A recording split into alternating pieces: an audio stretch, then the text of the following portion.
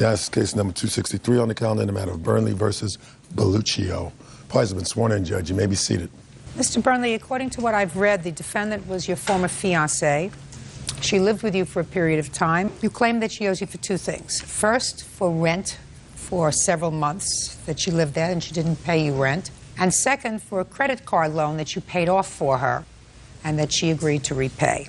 The defendant says that while she was there was not an agreement for rent, that in quite the opposite, she was really treated more like a maid than anything else. She cooked and cleaned and took care of you and your children and the house. And in addition, while she does acknowledge that there was a loan for her credit card debt that she had, she says that she agreed to leave certain items at the house when she left that more than cover the balance of the loan, some of which she had already paid to you. Is that right? Yes, ma'am. Mr. Burnley, when did you start to date Miss Belluccio? February of 1998. And in February of, because I've read these papers very carefully, in February of 1998, sir, you were married. Yes. And how old were you? 36. And how old was Miss Belluccio? 19. Is that right? I was 18. And where did you meet her? I work. What kind of work did you do? It was a convenience store. What were you doing at the convenience store? I was her boss. So you were her boss. She was 18 years old. She was going to school? Yes. College? Yes. And she was working besides, going to school full time? Yes, ma'am. How long had you been separated from your wife? 10 years almost. Are you divorced now? No, not yet. Why not? Long story. She was supposed to pay for the divorce. I have time, sir. Okay. And it's a long story, Yeah. but I guarantee it's not It was such a a matter long of story. principle that she would, when we had split up, she had taken all the furniture and stuff like that, and she was supposed to pay for a divorce, and she never did. Stubborn sucker, aren't you? Yes. You have children? Yes. How old are they? 11 and 12. Now, when did Miss Belluccio move in with you? July of 1999. And did you become engaged at that time? No. When did you become engaged? I do not remember approximately. She asked me to marry her first, and at that time I said that I believe she should be at least 25 before she gets married, so she knows what she's getting into. And did you ever change your story? I asked her to marry me a couple of years later. Did you give her a ring? Yes. And you're still not divorced? Correct. How did you plan to carry that out, sir? I procrastinate, but I believed that I would have it done before we would get married. That's usually the way things go. Right. I want you to tell me about this rent that you claim she owes you. In July of '99, I purchased a home. I did not believe it was a good idea for her to move in at that time, but it happened that way. The agreement was, though, that at that time the living expenses cost $800. What were the living expenses? Well, the mortgage was $550, electric, phone, stuff like that. They came to approximately $800. She did agree to pay $400. Why would she pay off your mortgage? Was the house in her name? I wouldn't call it paying my mortgage. It was half the living expenses. She was living with you, and I assume sharing your bed. Right? Correct. Who took care of the chores around the house? She did. Didn't you think you were a little old for her, Mr. Burnley? Yes. Didn't you think that a guy who's 36 years old and married should have nothing to do with an 18-year-old girl who's working, going to school, trying to do the right thing? She want to get hooked up with you for? You can't even get yourself off the horse after 10 years. Huh? She told me age didn't matter to her. She told you She age told me didn't that. matter. She's Yes. 18 years old. You're a grown man. Age matters. There are a lot of things that matter that people say don't matter. They matter. It is your statement that you did not have an agreement with him for rent. Is that right? There was no formal agreement. There were times when we did say, give what you can. There were times when Stephen had 2 roommates where he didn't expect a penny from me. And then there were times we actually did, in September of 2003, have a formal rent agreement. Okay. What was your agreement? That I would pay him $300 and that I would pay for groceries. Okay, and when did you move out? November of 2003, at the end.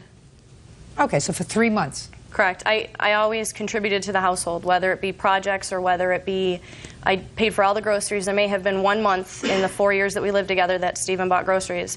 But I did all the household chores, and I assisted him with several projects. I have pictures of his whole house has been changed. I paid for a lot of those things. Like what? Painting. I helped him paint. We did the whole back patio, and I paid for several flowers to go in the ground, at least $250 a summer. I paid for flowers, and several of those flowers have come back. So you treated the house as if it was going to be your home. That is what Stephen told me at all times. That he offered one of the roommates money, $7 per hour, to help him work on a project. And I questioned, why aren't you offering me money to help you work on these projects? And he said to me that half of this will be yours someday. I'm listening. That part's not true about putting in flowers. I always had told her, don't put flowers in, you can't afford it, you're going to school. She'd also bought clothes for my children, which I told her not to do. So she was a nice person Yes. when you were Yes, together. she did a lot. Tried to hold up her end of the financial bargain while you were Right, together, right. and then some. That's correct, which I'd told her all along. So why are you here suing her for rent? Principal. Someone who proposes marriage to a girl half his age while he's still married shouldn't talk about principle. Judge Judy continues in a moment. You lived together for how many years? 4. Get over it. And later today, Your mother never said to you, don't worry, it's a gift. Right? Right, but she did say, Okay. don't worry. Oh, did you ever hear the expression, beauty fades, dumb is forever? real cases, real people. Judge Judy. Stephen Burley says ex-fiancée Courtney Belluccio owes for a loan to pay off a credit card. Courtney says Stephen is still legally married. Now let's get to the credit card. April 10th, 2003. I was not aware at that moment. She came to me and told me that she had a credit card that she had, I don't know if it was maxed out, but it was very high interest. It was killing her paying the payments. So I decided to take a bank offer loan that I'd had and pay off that credit card, and it was at 2%. How much did you give her to pay off the credit? $5,176. And how much did she pay back? How much did you pay back? I paid back $3,890. And you claim that you don't owe anything on this because why? When I moved out in November of 2000, the end of November 2003, I told Stephen when I was leaving that I'm going to leave some things behind. If I'm going to write my estimated value next to it, I'd like you to write what you feel is a fair value next to it, and we'll agree upon a value, and we'll take that off the balance. And he agreed. Can I please see the Sure. list that you prepared of the things that you left behind?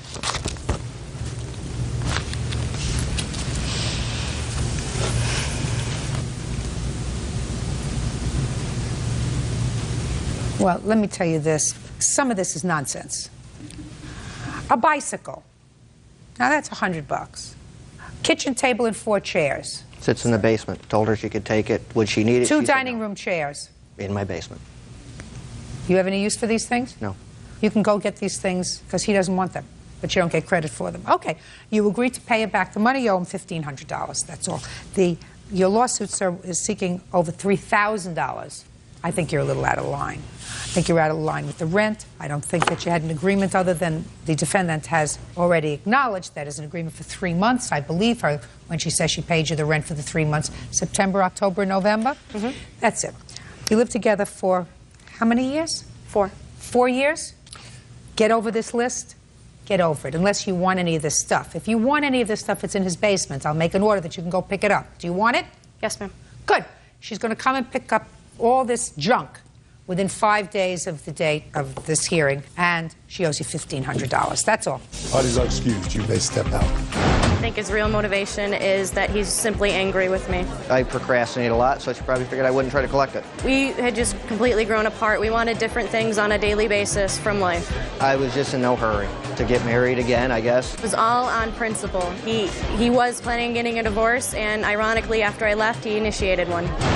And now the next case.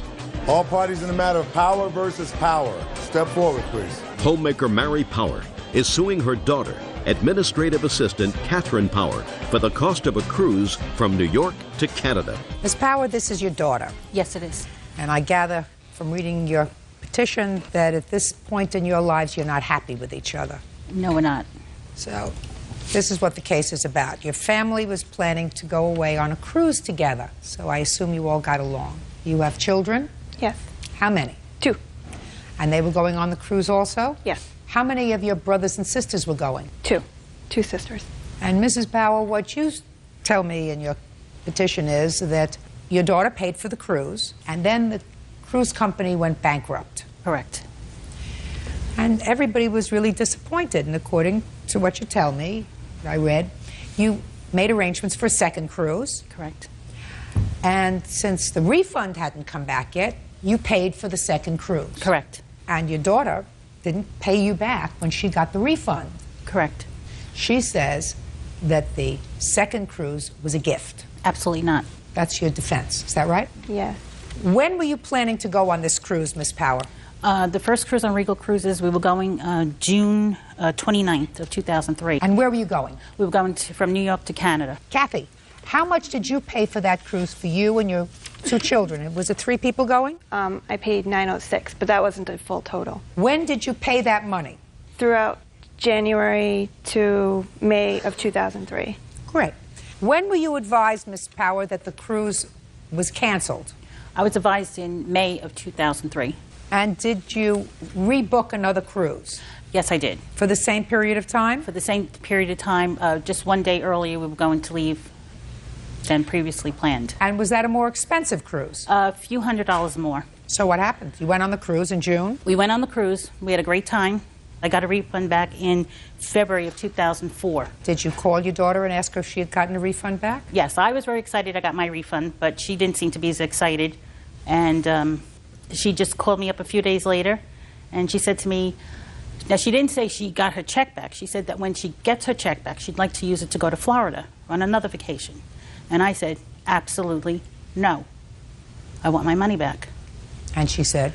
And she said that no, she wasn't giving it back to me. Real cases, real people. Judge Judy. Mary Power says her daughter, Catherine Power, owes for a cruise from New York to Canada.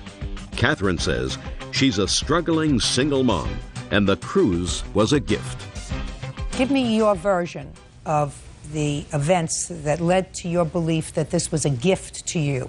The first cruise that we had purchased, actually my mom called me and said, would you like to go on a cruise? And I'll help pay for it. And then she ended up paying for my sister Karen's part, but didn't help me. So I was still paying for it because I wanted to go. So I just went on about my time and got a phone call when I was at work, and she said, I purchased a new cruise. So I was like, well, Mom, I don't have money. And nothing came up about the refund check. I don't have the money to pay for it. She goes, don't worry, it's a gift. So that's how I took it as. Kathy, What? your mother never said to you, don't worry, it's a gift. She said, don't worry. I know that she didn't say, don't worry, it's a gift, and you know she didn't say, don't worry, it's a gift. Right? Right, but she did say, Okay. don't worry. She didn't say it was a gift, but she said not to worry. Right. She didn't say it was a gift. How did I know that? Because people don't say that. Sure. They just... Because if it doesn't Right. sound right, it's not true. Yeah. So tell me what happened, Miss Power, when you got back your refund from the cruise line in February. She said she paid for the cruise and that I was supposed to pay her back. And that was not my point of it. It was... Well, was your point of it?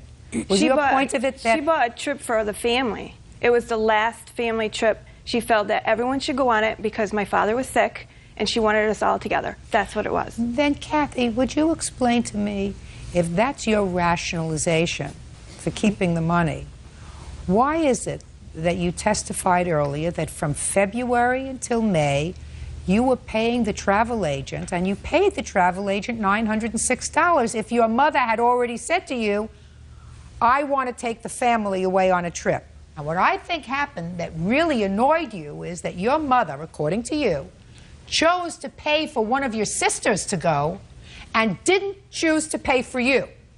Because you've already mentioned that once, and that, I would say, might fry you a little bit. but let me understand why your mother decided to pay for one sister and not you. You want to explain that to me? Yes. When my daughter, Kathy, had my grandson, she had to take some leave off from work. She was on maternity leave. And during that time, my husband, Bill, and I helped her with her rent and her car payments to keep her going. And I did ask her at that time to pay me back, but she did not. Okay, just a second. So, did your parents help you? They came up to the house when I had Liam and watched Emerald, my daughter, and then she helped me with diapers and stuff. So you decided to pay for Karen Right. to make it even with your children. Right. Okay. How much was the total cost of your trip, madam? $1,206? It was $1,806 altogether, and then minus $500 for my sister. 1306. Okay, $1,306. $1,306 is what you intended to pay. Is that right? Correct. Mrs. Powell, even if you decided to go on a little bit more expensive cruise, I assume you would be perfectly happy if you got $1,306 back from your daughter. If she said to you, listen, I don't have the extra money, but here's the $1,306 that I was intending to pay for the first one. I'm going to give that back to you. I would have been happy. And that would have been right, Kathy. No. That would have been right, Kathy. Nope. Listen to me. You have to stop relying on other people to take care of the problems that you create. You create certain problems. You created a lifestyle for yourself. And it seems to me from listening to your mother, who's a pretty rational lady, that you have relied on other people to take care of the problems that you create. And when you listen to me, and when you turn 30, you just told me that. You just told me a moment ago that your parents came to watch your daughter when your son was born. Correct. And gave you a little bit of money, a little bit of help. Well, that means relying on other people for problems that you create. They didn't have to come. Oh, listen to me. Listen to me. Did you ever hear the expression, beauty fades, dumb is forever? Huh? All right. That's all I'm going to say. You owe your mother $1,306. That is the cost of the trip that you had originally said that you were going to take care of. You got a refund for most of it.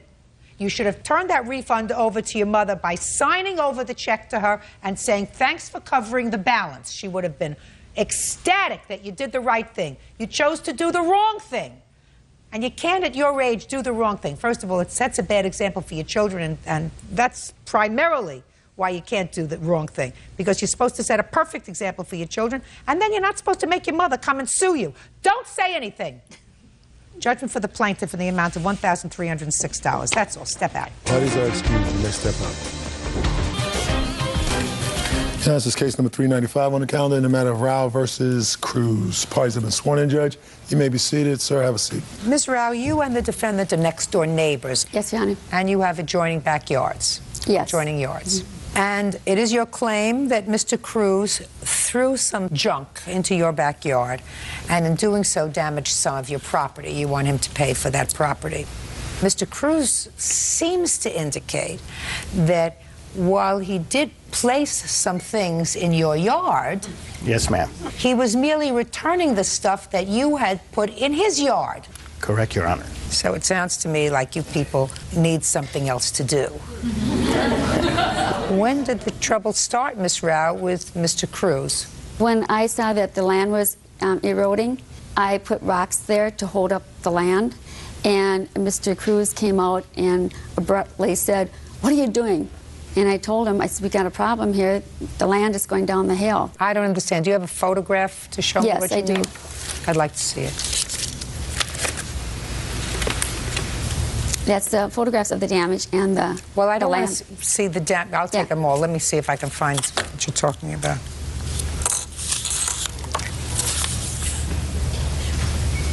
Okay. I'm looking at this picture. Is this the area where you were placing rocks? Yes. Okay. On whose property is this? Mr. Cruz. So you were placing rocks on Mr. Cruz's property? There's some of it is my property, and I was placing it real close to the fence. Well, you can't place rocks on his property, Miss Rao. I was placing it on my property. No, you also said you were placing it on his property. You cannot place rocks on his property. You cannot put anything on his property. Right. I got his permission. When he came out and abruptly said, "What are you doing?" I told him, and he said, "Fine." Just a second. Okay. Before you do it. That's not true. Okay. If that was true, that was very nice of him. But before you step on somebody else's property to make any alterations, you call them and you ask for permission. Do you understand? Yes, Your Honor. Okay. Now, I'll start with you, Mr. Cruz. Why don't you tell me what happened? November 2nd, we got up and I looked out my kitchen window and I actually could see up the slope to her house. And I saw some garbage, branches, tennis shoe. I see PVC pipe. I see a bucket. Those black ones when the plants come in. I told my wife I'll be right back. I went to her house, knocked on her door to see if she was there. I've cleaned it 3 times Now, already. that's on your property? Yes, ma'am. It's on my property. Is this a back part of your property? Yes, it's a back with a big slope, like maybe 70 feet long. And on the other side of the property is? Her fence in the pool. Okay. So, just a second. So you went over to her house on the 2nd? Correct. And nobody answered? Nobody answered the door, so I went home. I went up the slope. I picked up the black bucket, a couple of root plants, and a couple rocks, and I tossed it over the fence. And that dirt right there that you see was covered all with ice plant. There was no exposure of the PVC pipe. I have a picture, ma'am. Let me see it, please. I have a couple pictures. Plus, I also found a rock in my pool. And it's not rock, it's actually cement. You can look through those. And there's also a picture of a ladder that she uses to climb over my fence. Because she's been in my property. I've seen her 3 times. The last time I saw her, she was just sitting there pulling some ice plants, and I said to my wife, let's just ignore her. Why were you pulling these ice plants? I got his permission. I asked him if he would please trim his ice plant because it was going under my fence and getting wrapped up in my vines. And he said he wouldn't. I said, do you mind if I do it? He said it was fine. So I hired a guy to trim his ice plant, and I told him at that time I was going to put rocks there to keep the land from going down the hill, and I was going to put plants there, plants with good roots to hold the soil. I was trying to better the property. I would never, ever, I was afraid of him. I'm still afraid of him. I would never put garbage on his place. Miss Rao, listen to me. Somebody in your house was using part of his property to dump stuff. No, Your Honor, no. Well, I mean, otherwise what you're saying to me... I don't know where the tennis shoe came from. I don't know. I have no idea where a tennis shoe came from. It was a huge man's tennis shoe. I live in my house by myself. I'm trying to clean up the area. Okay. Now, I would like you to tell me what kind of damage you allege was done as a result of his throwing this debris over, and I want to see your police report, please. He did not give a police report. Well, if you don't have a police report, don't give me anything else. What is this notice that he came out? I don't know why they didn't do a police report. I don't know why. He told Ron why he didn't do a police report. Who are you? My name's Ron Filipponi, Your Honor. I'm Mrs. Darlene's fiance. Okay. And I picked up the police report, and the Sheriff's Department did not do a police report on an incident because there was no threats made and there was no physical damage. Well, that's not true, because I have a police report here indicating that the alleged violation that Mr. Cruz was complaining of was trespassing, dumping onto property, and repeating violations. Your Honor, anything I did was try to improve the property. I would never... first of all, I'm afraid of Mr. Cruz. Ms. Rao, you cannot elect to improve somebody else's property. It was to take care of my property. It's sliding down the hill. You cannot elect to improve someone else's property. I'm trying to prevent my land from going down. I was just going to put rock there to save the land. I'm going to say it to you one more time. You can't do that. It's not your property. Part of it is. Part of it may be. The rest of it is his. You can't go on his property and put rocks on his property. You can't do that. I put the rocks on the property because I didn't want to step on that pipe. I was trying to protect from stepping on the pipe. And then I could stand on a rock and move the, rather than standing on the soil and sliding down. You can't do that. And when I was doing that, I waved, he was in the window in the kitchen, and I waved to him and he waved back. On my property. She's on my property waving at me. Judge Judy continues in a moment. I've tried to explain to this lady who doesn't seem to get it. Maybe you get it. Do you get it? I get it, Your Honor. Maybe later, in a quiet moment, you give her a glass of red wine. Maybe you can explain it to her. And later today, We need one of those great fly swatters, because there's a sucker here that's looking to meet its ancient relatives. You or me?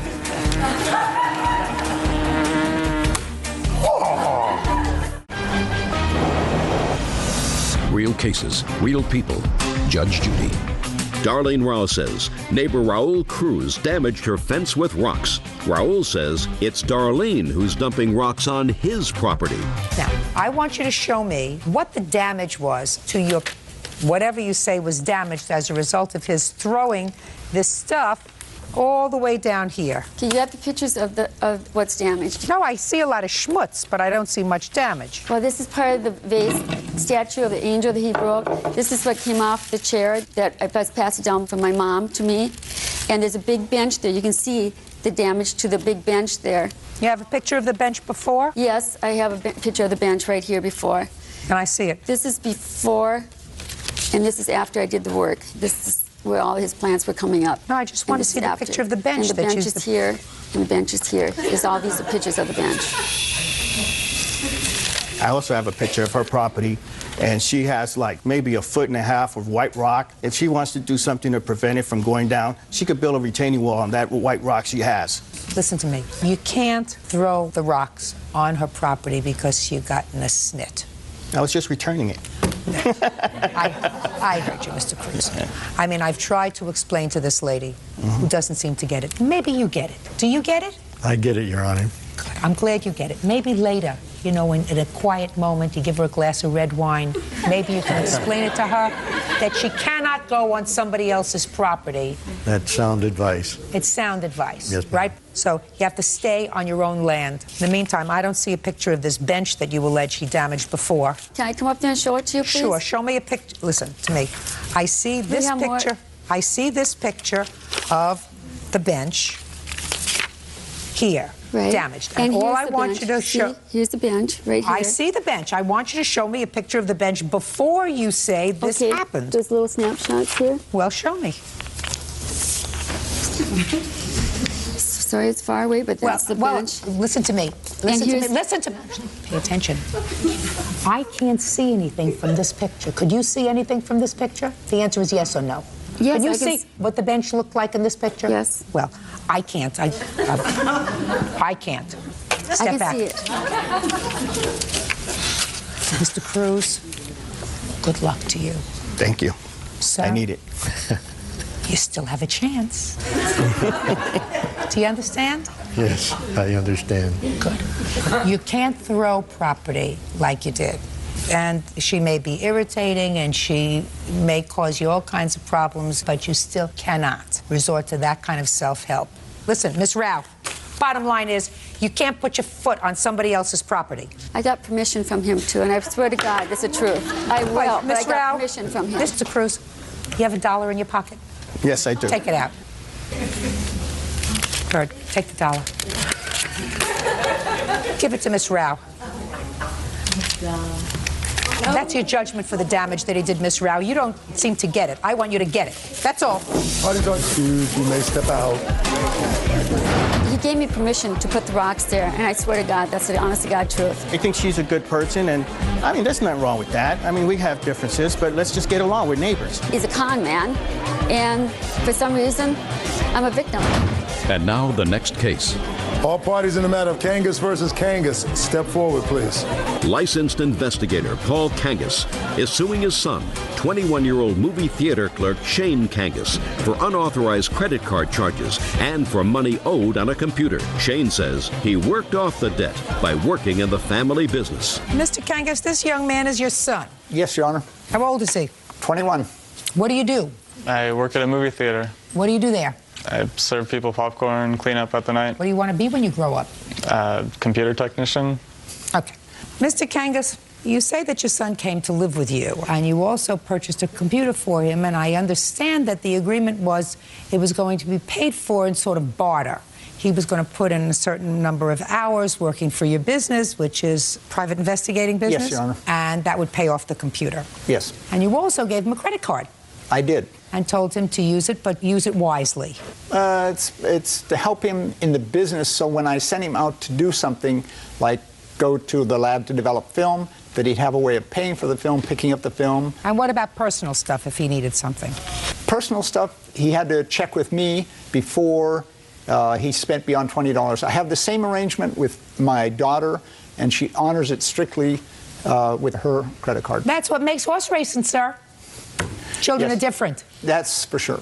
Okay. After several months, he decided he didn't like it anymore, so he decided to sit in his room, play his guitar, whatever. You got annoyed. He left. You want him to pay for the computer and for the credit card bills that he racked up while he was still using the credit card.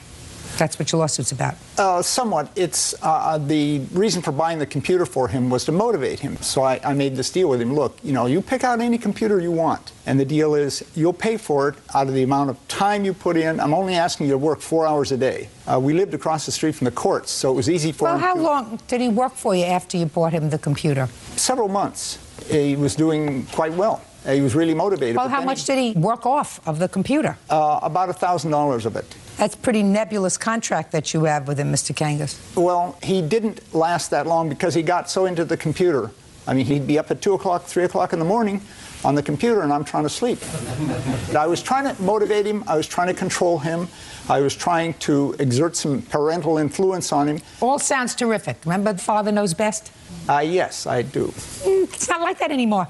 Well, it's... You know, families don't sit around in shirts and ties having dinner together anymore. Everything that you did with your son sounds as if you had the right motivation. He was going to work, and he was going to pay off this computer, and he was going to be responsible with the credit card. That's right. Right.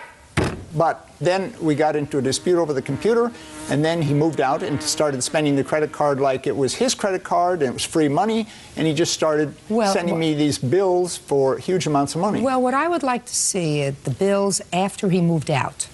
And then, Bert, you know what we're going to do? We need one of those great fly swatters that we used to have, because there's a sucker here that's looking to meet its ancient relatives. I think I got just what you need. You or me?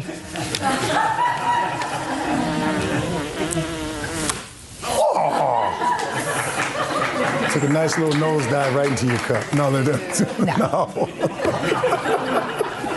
See what happens when I get annoyed? Yes, Okay.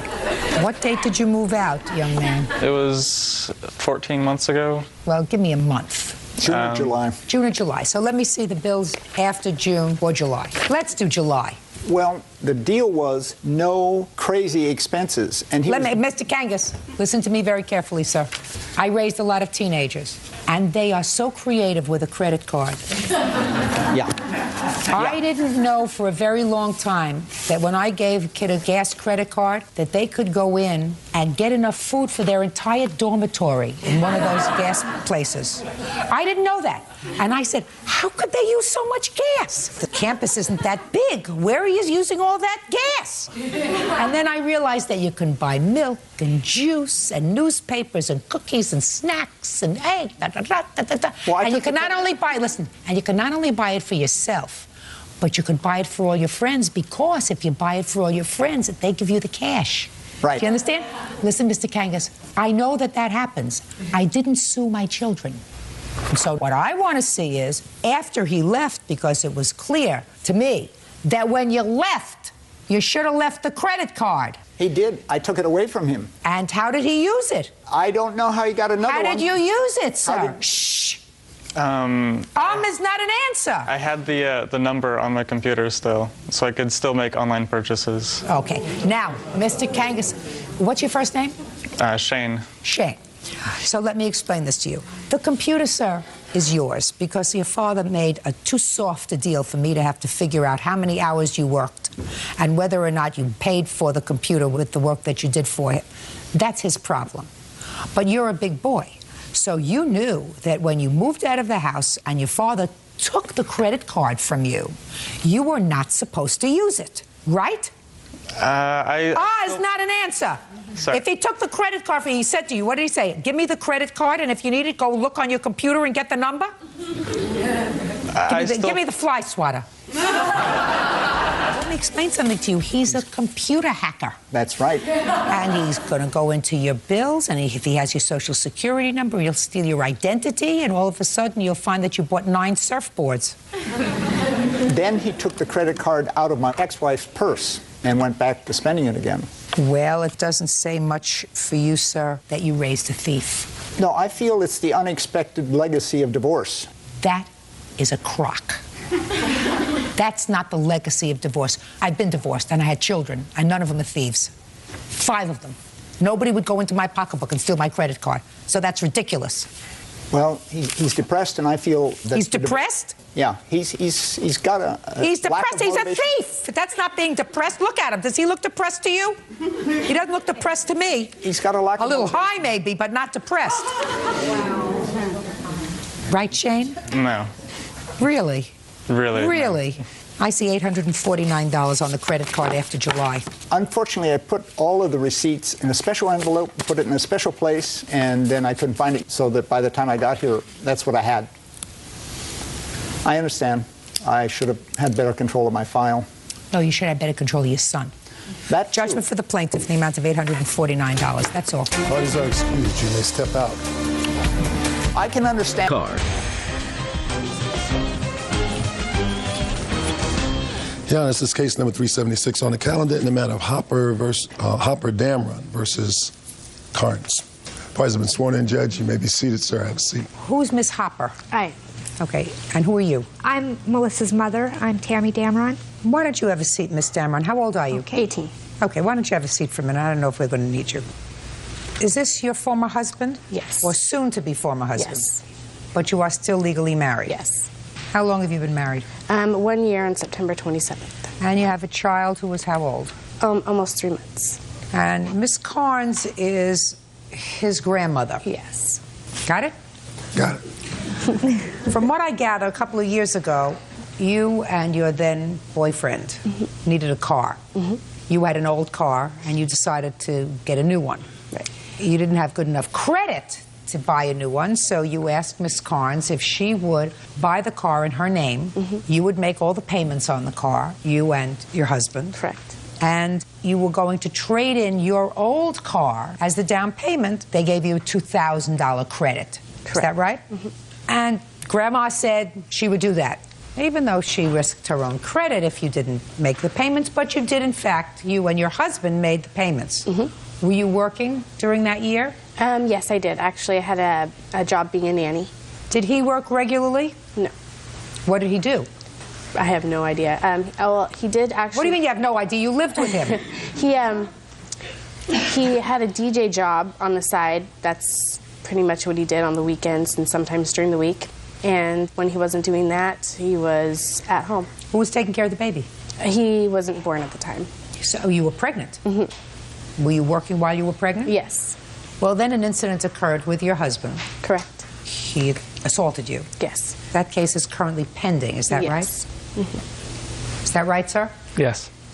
So we're not going to get into that because that case has not gone to trial yet. So you separated. He took the car. You want your $2,000 back. Correct. That's what the case is about. Right? Yes. What kind of car did you trade in? 92 Geostorm. And in what month and year did you trade it in? August of 2003. Well, explain to me why you think you are entitled to $2,000 back from Miss Carnes. Basically, we had the arrangement that if we paid the payments that I would be able to drive the car, and we always made the payments. Whenever he wasn't working, I did pay the payments too. And you used the car? I honestly didn't have the car that much. He would take me to work. Well, we don't balance that out. You had it sometimes, he had it sometimes. My question to you is, look, this is what she has. Okay. She doesn't have the car. Right. He has the car. Right. Right? Right. Stand up so I don't have to point. I'd like to look at you over here. She doesn't have the car. She's a good Samaritan. Right. He has the car. Right. All she does is have the aggravation.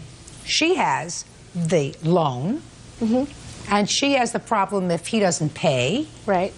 But she doesn't get anything out of this car. Right. So why do you think that she should give you $2,000? Honestly, Judge, I think that I'm entitled to $2,000 because It's not fair that I have to raise my son by myself with no car, nothing without... That's not her problem. You want to say something? You can say something. I mean, that may be his problem, but that's not his grandmother's problem. Why should she go into her pocket and take out $2,000 and give it to you? Because she's condoning what he did. So what? That's not a legal response. What? What I have to say, Judge Judy, is the car was mine. Melissa had transportation. She got together with this guy. The mistake in the matter was that we didn't get anything in writing. I didn't want them to use... Melissa had transportation. She worked. She goes to school. He didn't work. The fact of the matter is, now, whenever he wasn't working and the payments had to be made, it came from Melissa or from... Ms. Damron, excuse me. You're not following me. Okay. Why should Ms. Carnes, under what theory is it fair for her to go into her pocket? She doesn't have a car. Because she didn't want to... Just a second. She doesn't have a car. He's not a party to this action. Why should she go into her pocket and take out $2,000 and give it to your daughter? I didn't want that car to be used as a down payment, but she did it anyway. Right. And you're not exactly. Yeah, she said that. She said that she would put the car in her name and not put their name on the title whatsoever. Your daughter asked her to do that. Yeah, and I was there at that time. Just a minute. If they needed a better car, did they ask you to use your credit? They did. And you said no? Yes. Okay, because you didn't want to have that responsibility, correct? Correct. Okay. And so far, nobody has given me a logical reason why I should have Miss Carnes go into her pocket and take out $2,000 and give it to your daughter. The reason I see is the fact that she should get the money from her grandson. She should get the money from her grandson because Melissa has the brand new baby. I have to take off work. Melissa had transportation. Now she has no transportation, and he pays no child support. That's not her problem. Right. It's not her problem. But Why I'm is saying that she should get her the money from problem? So what you're telling me is she should have more control over her grandson to get him to pay up and be responsible. Well, basically, is that what you're telling me? Yes, I am, because that's ridiculous. She had that's not what you do in a court. Right. Well, I guess not, but they had the money to bail him out of jail whenever he put her in the hospital 3 days before she was having their son.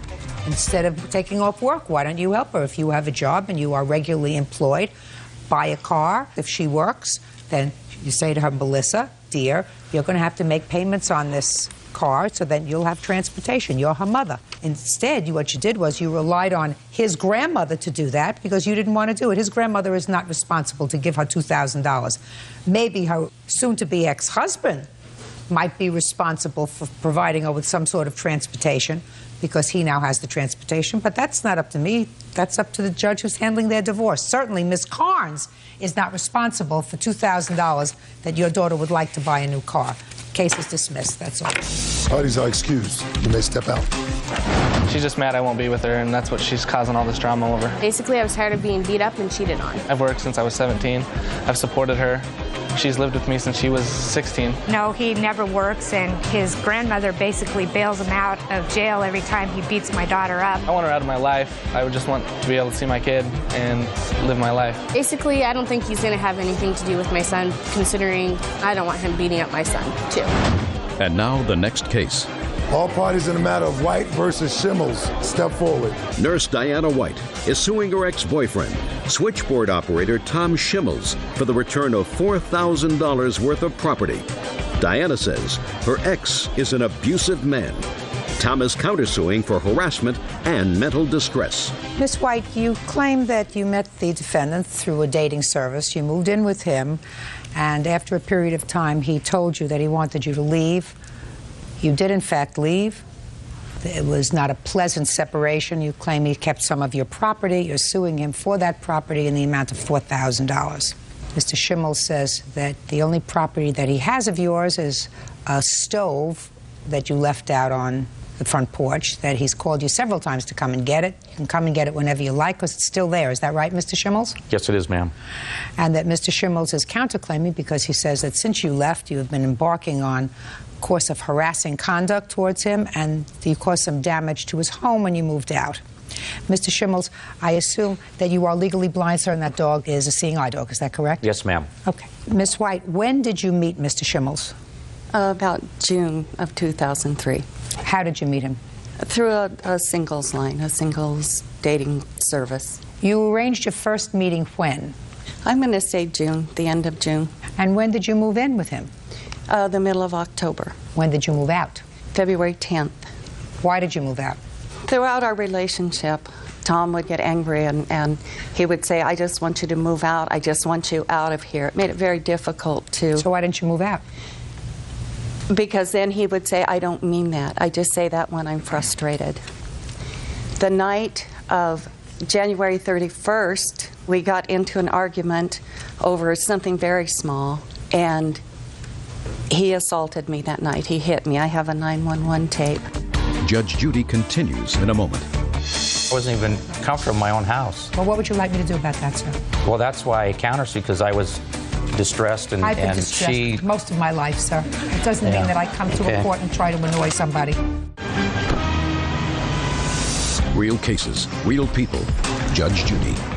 Diana White says ex-boyfriend Tom Schimmels owes for the return of patio furniture and a stove. Tom says Diana won't leave him alone. According to what I read in the complaint, Mr. Schimmels gave you $2,500. What did he give you the $2,500 for? That was for a grandfather clock, a china hutch, some rugs, and a computer desk, the bedding for the master bedroom, pictures, rugs, things like that. Well, do you have a list? Those are not... Do you have a list? I do not. I do, Your Honor. You do? Can I Yes. see the list? Who is this? Your friend? This is my witness, Tim Flanagan.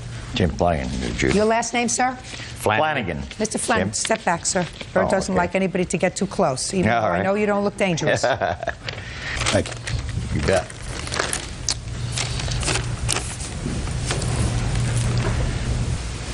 A hutch, lamps, grandfather clock, curtains in the master bedroom, desk, office, rug in the family room, and pictures in the master bedroom. Then you write, by no means is $2,500 fair, something the police have been to the house 2 times, and I do not want the... What is this, Bert? We'll ask her if she can read this, since it's her handwriting. I couldn't read it either.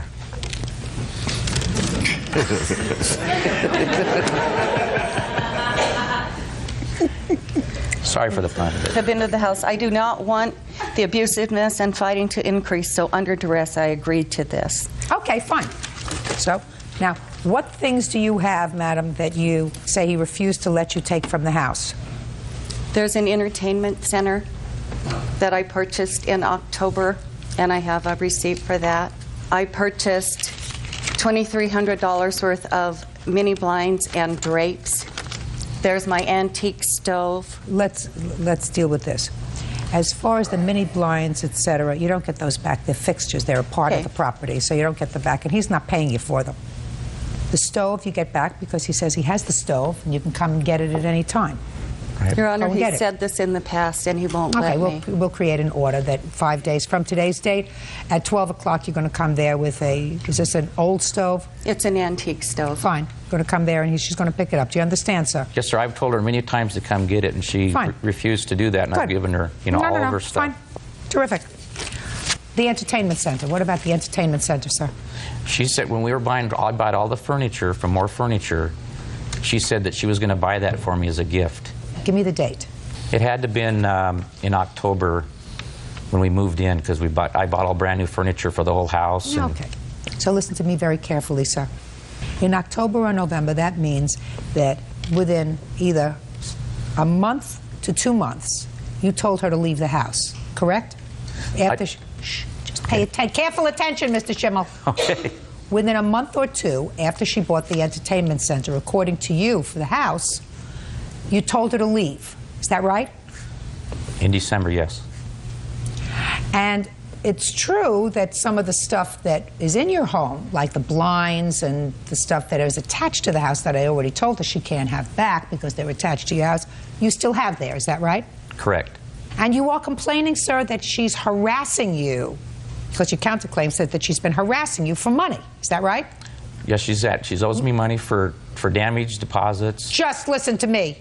Okay. You didn't sue her for damaged deposits or anything else until she brought this lawsuit against you, Mr. Schimmel. So what I'm saying to you is, you're complaining that the harassment is because she keeps calling you, asking you for money. Right. Or her things. And I'm saying to you that it would have been smart of you if you told her to leave within a month or two of her buying you this entertainment center for the house she was moving. You should have given it back to her. Well, I understood that it was a gift when she bought it. I don't think so. How's that? $771.52. You prepared to give her back the entertainment center, sir? Along with the stove? I can give her the stove. I mean, the entertainment center is built. I mean, it'd be really difficult for me to do that. Okay. All right, so she gets the stove plus $771.50. What else, Miss White? And don't go into nonsense with me, because otherwise I'll reconsider the $771.50. I'm not. My patio furniture is there, my molded lawn chairs, my padded folding lawn chairs are there. He did return 2 of my hoses, but the ends were cut off of them. There's wind chimes, there's Don't go into nonsense with me. A 1940 radio. You have an old radio, 1940 radio. That she was going to throw away and she said I could have.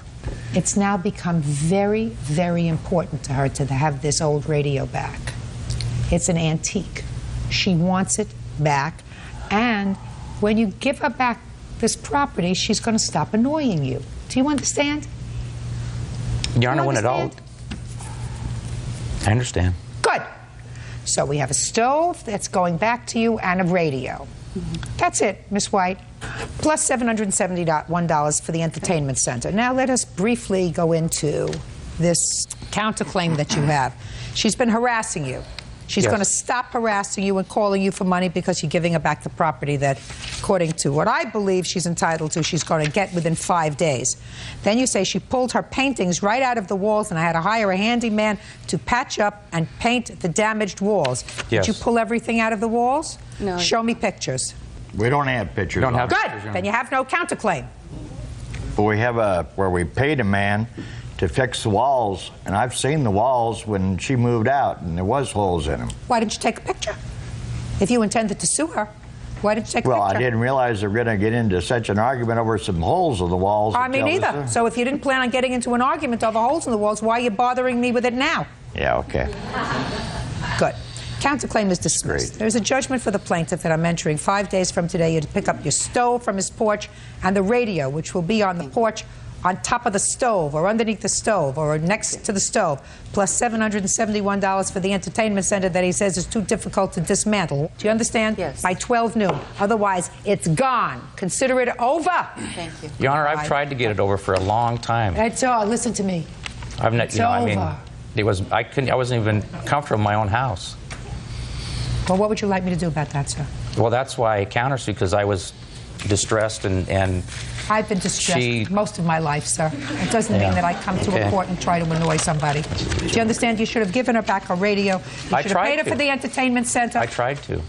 You did? You tried Yes, to pay her for the I tried entertainment. You paid her for the entertainment center? No, because she sent her said a that check? was a gift. Mr. Schimmels, say goodbye, sir. Mr. Flanagan will help you out. That's all.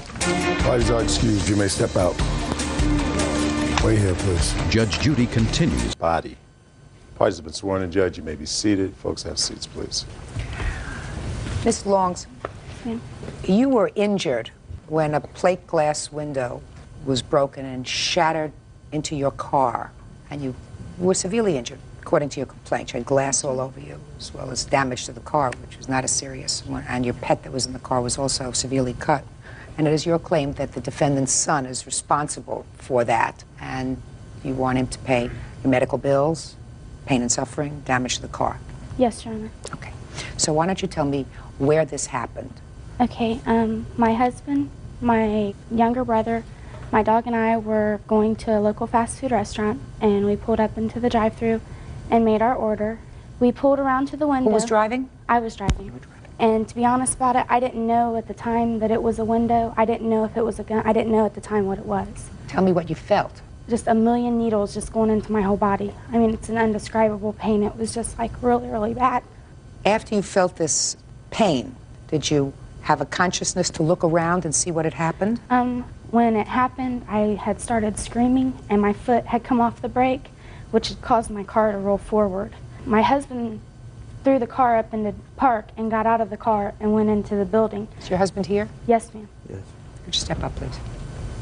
I looked down in my lap and my whole lap was covered with glass that was about that thick. I was afraid to get out of the car because I was afraid from the way I was driving that it would go in between my legs and cut me worse than what it had. What happened next? I heard my husband yelling, and I went to get out of the car, and the glass started scraping the insides of my leg. And I went up to the window, and I started to the drive-through window, and I started screaming for my husband to call an ambulance because there was blood. You were bleeding? Yes. And I was telling Isaiah to get out of the car, I wanted to see if he was okay. He was okay, he wasn't bleeding. At that time, my dog went like this and put his paws up on the side of my car. And when he did, Your Honor, my dog's paw was all but completely cut off. Is he okay? No. Were they able to save his paw? Yes. We couldn't let him, look at it or get anything on it. And they give him antibiotics. But he's home with you? No, ma'am. Why? My dog was so protective over me that he would not let nobody else come near me other than my husband. And my dog attacked a man at my husband's job. And so therefore, we either had to get rid of him or they had to put him to sleep. So what did you do? My mother-in-law has him. She has a bigger house than what we do, but he has to stay on a chain. Okay. So what happened? It was a little incident at work. It was over a female. Me and the guy got into it. You and a co-worker got into an argument over a girl? Yeah, he started. And what happened when you got into the argument with the co-worker?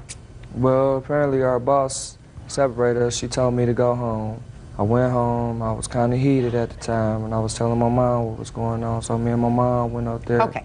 Now, so what did you tell your mom? That you got into an argument with this co-worker? Was it over a girl that you knew? Basically, yes, ma'am. It was his girlfriend. It was his girlfriend? Had you made advances to this girl, or did he think you had made advances to this girl? Yes, ma'am. And what had he said to you during the course of this original argument, before you went home to your mother? Well, we go get into it, no. No, I don't know. I don't know what means get into it. Tell me what he said to you, what you said to him. He said he's gonna kick my, and I told him, man, it's whatever. You told him whatever? Yeah. Now your boss sends you home. Yes, ma'am. And then he comes home and he talks to you. Yes, ma'am. What did he tell you? He told me that him and this boy had an argument. Did he tell you what it was about? He said it was over some girl. Did you ask him any specifics? I asked him, what kind of argument that y'all was in.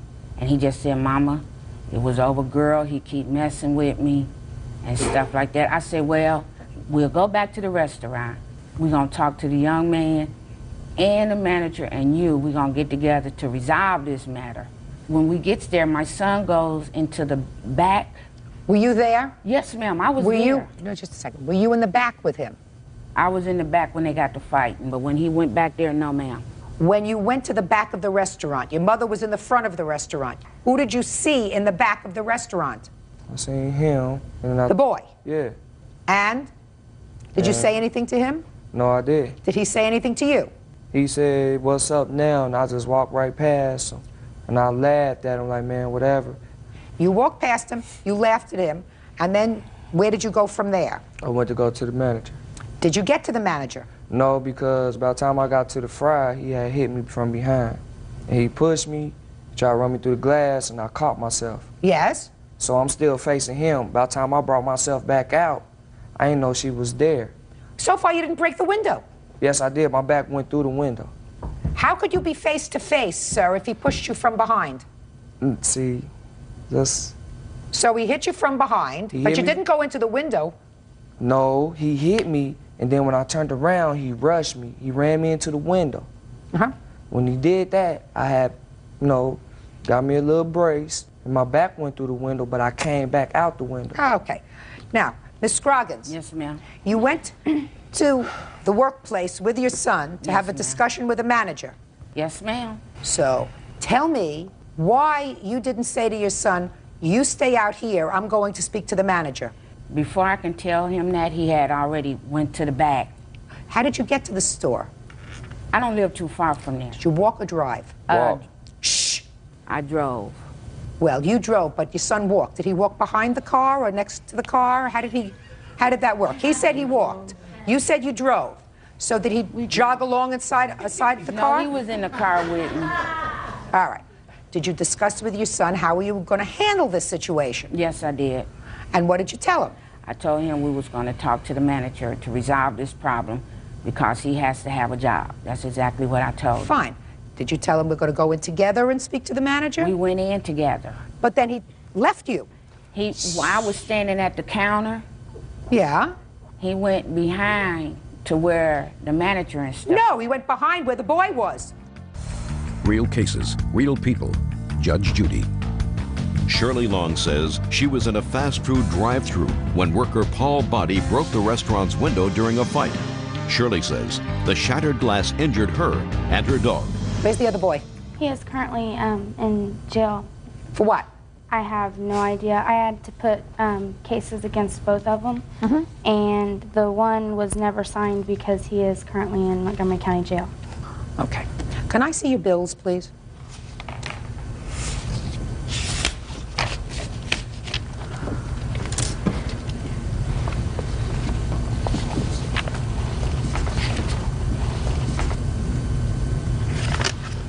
You still have any embedded glass in your body? Yes, Your Honor. Where? I have it coming out of my left ear. It's in my head still. You have any photographs? It had went down into my breast, Your Honor, and it had went up underneath of them.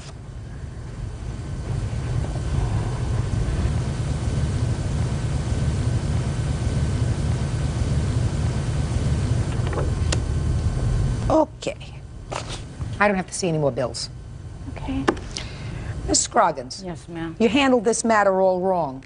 If your son comes home and says to you he's having some trouble with a guy where he's working, and the trouble started because of him, and if you want to resolve the situation, then you pick up the phone and you call the restaurant, you get the manager on the phone, and you say, we'd like to come over and have a discussion, all of us. I would like to be able to resolve this matter because my son really needs the job.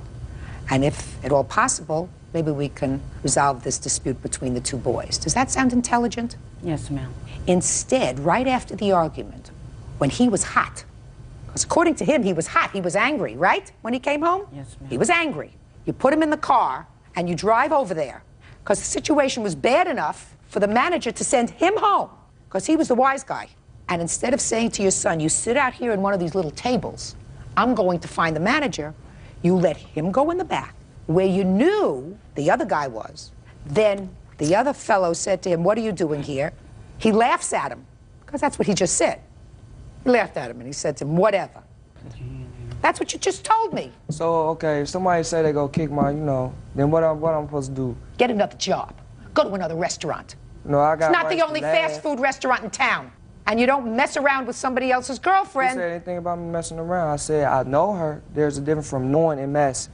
Then what you do is you sit down calmly in your mother's kitchen and say, maybe we can resolve this because I didn't do anything wrong. Let's call my boss and go over there sometime after work when nobody else is around, and maybe the boss will die and this other guy will sit down and I'll tell him it's all a misunderstanding. I didn't do anything with your girlfriend. So, is it both of their faults? I think it is. Sure, but the other guy's in jail, so he has to pay the whole thing. Because but for the fact that you drove him over there when he was hot and angry, and he went back there and tormented him a little bit, laughed at him. She got hurt. She's suing you for $3,000. It's nothing. She still got glass in her head. It's probably what you have up here. Solid glass. Judgment for the plaintiff in the amount of $3,000. That's all. Parties are excused. You may step out. I didn't like the way that the guy had come out here and tried to fight with my husband after the court was over. For him to come out and act like he did, I mean, he's just a kid. It would have been different if it would have happened to him. If the glass would have gotten embedded into his back, he surely wouldn't have probably been out here threatening my husband if he would have felt what I was feeling. And now the next case. All parties in the matter of Johnson, Obligacion versus Rogers. Step forward, please. 16-year-old Tabitha Obligacion and her mother, Katrina Johnson, are suing Tabitha's former friend, 20-year-old food service worker Deshaun Rogers, for chipping her tooth. You're Tabitha? You're a mother? Yes. It is your claim, Tabitha, that the defendant chipped your tooth Yes. while you were sort of fooling around at his mother's house. You want him to pay the bill. Yes. What were you doing at his house? We were supposed to go to a party, but we stopped by his house. So tell me what happened when you got there. Well, we Look were at there. me. We were there for a few minutes, and then Deshaun took my purse and ran into the restroom. And I went in there to get my purse. You mean just out of nowhere, he got up and grabbed your purse? Well, yeah, like he was playing, I guess, and then he grabbed my purse. So he ran into the bathroom. I went into the bathroom after him to get my purse. He threw my purse into the bathtub, and then he closed the door. And then he started spraying me with 409, and then he started wrestling with me. And then the next thing I knew, he bumped my head on the sink, and it chipped my tooth. And the next thing I know, my tooth went through my lip, and I started bleeding. And then when he realized what happened, he stopped wrestling with me, and then he opened the door.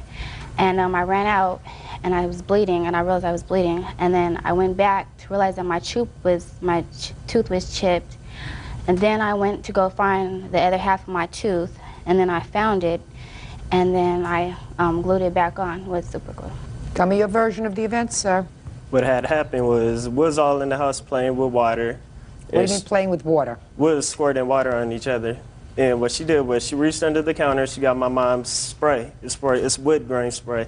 So she ran in the bathroom, was playing around, she sprayed it in my eyes. So I walked out the bathroom, and I walked in the living room where everybody else was sitting, and that's when she ran out afterwards. And I ran outside after. I said, "What's wrong, Tabitha?" She said, "I chipped my tooth on your counter." I said, "How'd that happen?" She said, "I slipped when I was spraying the spray." Tabitha, you left out the fact that you were all sort of fooling around with water. We weren't fooling around with water. Were you fooling around with anything? No, he started spraying with 409, and I didn't have any 409 before that. I didn't ask you about the 409. I asked you about whether you were all sort of fooling around when you were in his house. You see why it didn't make sense to me that he would just go and grab your purse from nothing. You were all sitting around waiting for him to change, and he just grabbed your purse and went in the bathroom. So you want to start this again and tell me what you were all doing in the house? Were you there? Step up. Tell me your name. Nicole. All right, Nicole. What was going on with the water? I didn't see that part because I was in the other room. What were you doing in the other room? Watching TV, waiting for them to get ready. So you don't know anything about any water? Well, I heard them yelling and stuff, but I didn't What see did you anything. hear? I heard her saying stop and let me out the bathroom and stuff like that. I want you to tell me what happened when you saw her for the first time after she came out of the bathroom. She was holding her mouth, and she pulled me into the backyard, and she told me what happened. What did she tell you happened? She said that she chipped her tooth while she was horseplaying with him. Horseplaying? Is that what she said? Is that what she said? Yes. That's what I figured. I wasn't. Is that what you said to your friend? No, that's not what I said. Well, why would she lie to me? Because she's telling me the truth. I chipped my tooth when I was horsing around with Sean. Is that what she said? Not in those words. Well, what did she say? She said she chipped her tooth. No, you didn't finish the statement. Well, that's what I remember now. You told me no less than 60 seconds ago that you came outside and she said, I chipped my tooth when I was horsing around with Deshaun. Now you're telling me that was a mistake? Yes. Sit down. Now, you want to get back to how were you fooling around with Deshaun? Well, he got up and took my purse and ran into the bathroom, threw my purse into the bathtub, and then closed the door. So I couldn't get out anyways. So you had followed him into the bathroom? Yeah, because he took my purse because I didn't want him looking through it. Were you laughing? Was I laughing? Yeah, with him. It wasn't a laughing matter. No, I'm asking you a question. At that point, were you sort of joking around, giving my purse? No, because he took my purse, and that wasn't funny to me. Something doesn't ring true here. Did you ever date him? No. So let me see what your dental bills are. And Deshaun also came to my house because he knew that he had something to do with my tooth being chipped. And he did. And he gave me $100, and he also, and Nicole was also there. She did witness this, and she also witnessed him saying that he was going to make more payments because $100 was not going to just cover the bills. Absolutely. I absolutely think it was the right thing to do, right? Yeah, And tell me why you gave her the $100. because I felt bad for her. No, because you felt partially responsible. Yeah. Were you there? Step up. Tell me your name. Dwayne. Dwayne. Tell me what you saw. Well, everybody was in the kitchen, like, playing around. Like, I was getting wet with water, too. And them two, they started going towards the back, spraying each other. Both of them was playing around. What were they spraying each other with? 409 spray. Wood How many grain. spray cans were there? It was one. Well, how could they both spray each other? Who had Like, the can? It was like back and forth thing. And I didn't see no purse in the bathroom anywhere. Wow. How old are you? 16. And how old are you? I'm 20. Should know better. So should you. But since boys develop more slowly, he's probably about the same mental age as you are, maybe even a little younger. It's true, you know that. Your daughter is partially responsible for what happened. They were fooling around. Immediately after the incident, that's exactly what she told her friend. Do you understand? I don't believe that, though, because I don't care what you believe. Yeah. That's not what important what you believe. The only thing that's important is what I believe. Okay. And what I heard initially from her. That's not what happened, though. Yes, it is. They were fooling around. I think that he has to pay something towards what happened. He gave her $100. Half of your bills are $590. He gave her $100. Is that right? Yes, Your Honor. Which means he owes you $490. That's the judgment of the court. That's all. Parties are excused. You may step out. Parties have been sworn in, Judge. You may be seated, sir. Have a seat, please. Miss Mary, according to your complaint, you loaned the defendant $3,500. You knew him from a previous relationship. You want to tell me when you loaned him the money, what was it for, and where did you get it from? I loaned him the money in the middle of February. We had known each other about a year and a half prior to. We had been dating. It didn't work out. He couldn't commit. We reconciled at the beginning of the year. He came to me crying about the middle of February, indicating that his life was in danger, that if he didn't have this money, he would be hurt. I trusted him. At that point, he said that he wanted to make this relationship work. I took him for his word. He swindled me. Where did you get the money from? It was a tax debt that I owe. I took a loan out on my house. I just said it was a tax debt. What kind of tax debt? I owe the IRS money from cashing stock in. I took a mortgage out on my house. You have proof of that? Yes. He knew I was getting a loan for this money. He came to me right about the time it was about to fund. Let me see. Your Honor, that's false. I didn't know anything about the loan until after the fact. He had made an agreement with me, an oral agreement, that he would pay this back before the 15th. Just a second. Okay, and what date did he come to you in February? On the 20th. And what did he tell you that the money was needed for? I have no idea. He said that his life was in danger. I took didn't him for ask his him? word. I just saw that he was scared. And you gave him the money in cash? Yes. He indicated that was the nature of it. Your Honor, I do have a bank account. I'm able to cash checks. Just a second. How much was the amount of your tax bill? $70,000. Okay. Go. Your Honor, this first thing I'd like to present this letter, actually, that I have. It shows A letter from what?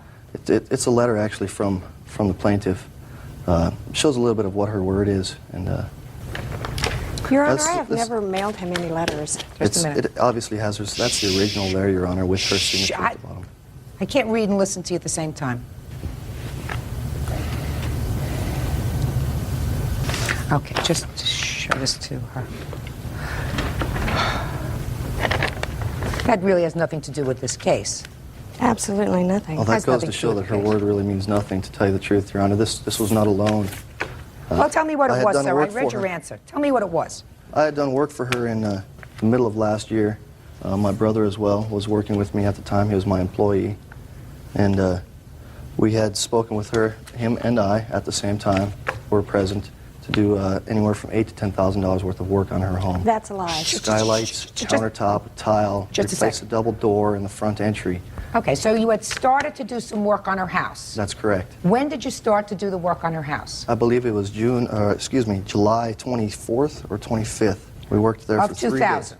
Yes. And how many days did you work there? We worked there for 3 days, Your Honor. Oh, okay. On the third day, we had the job almost completely done, the portion that we were doing, and she said, I'll finish it myself.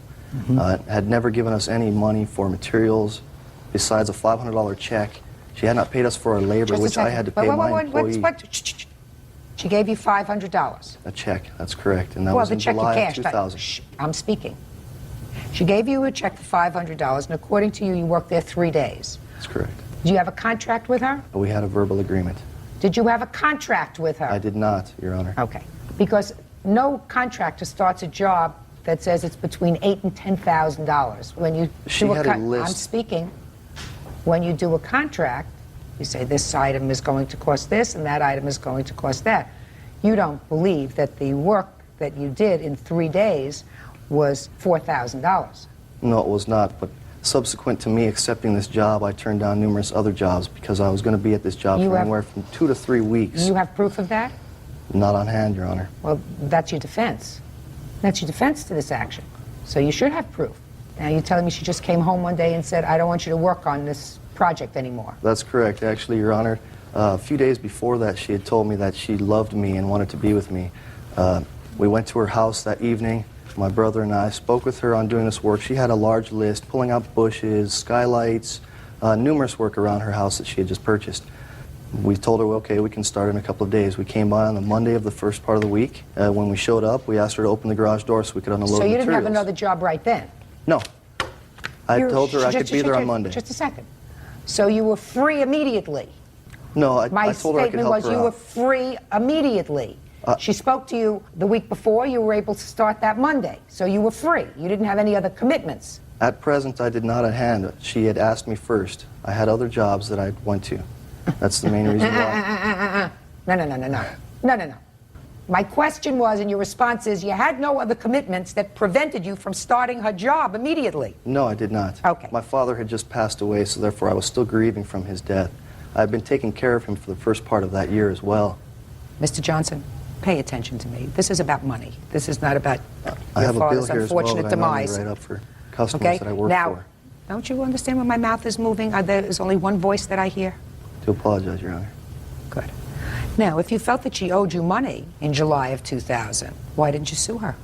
I had spoken to my attorney on putting a lien on her house, and work picked up at that time, so I just filed the bill away that I had written up for the initial work that we had started. Then I'd like to see the bill that you say you filled out then in July of 2000. That's correct, Your Honor. For the work that you started.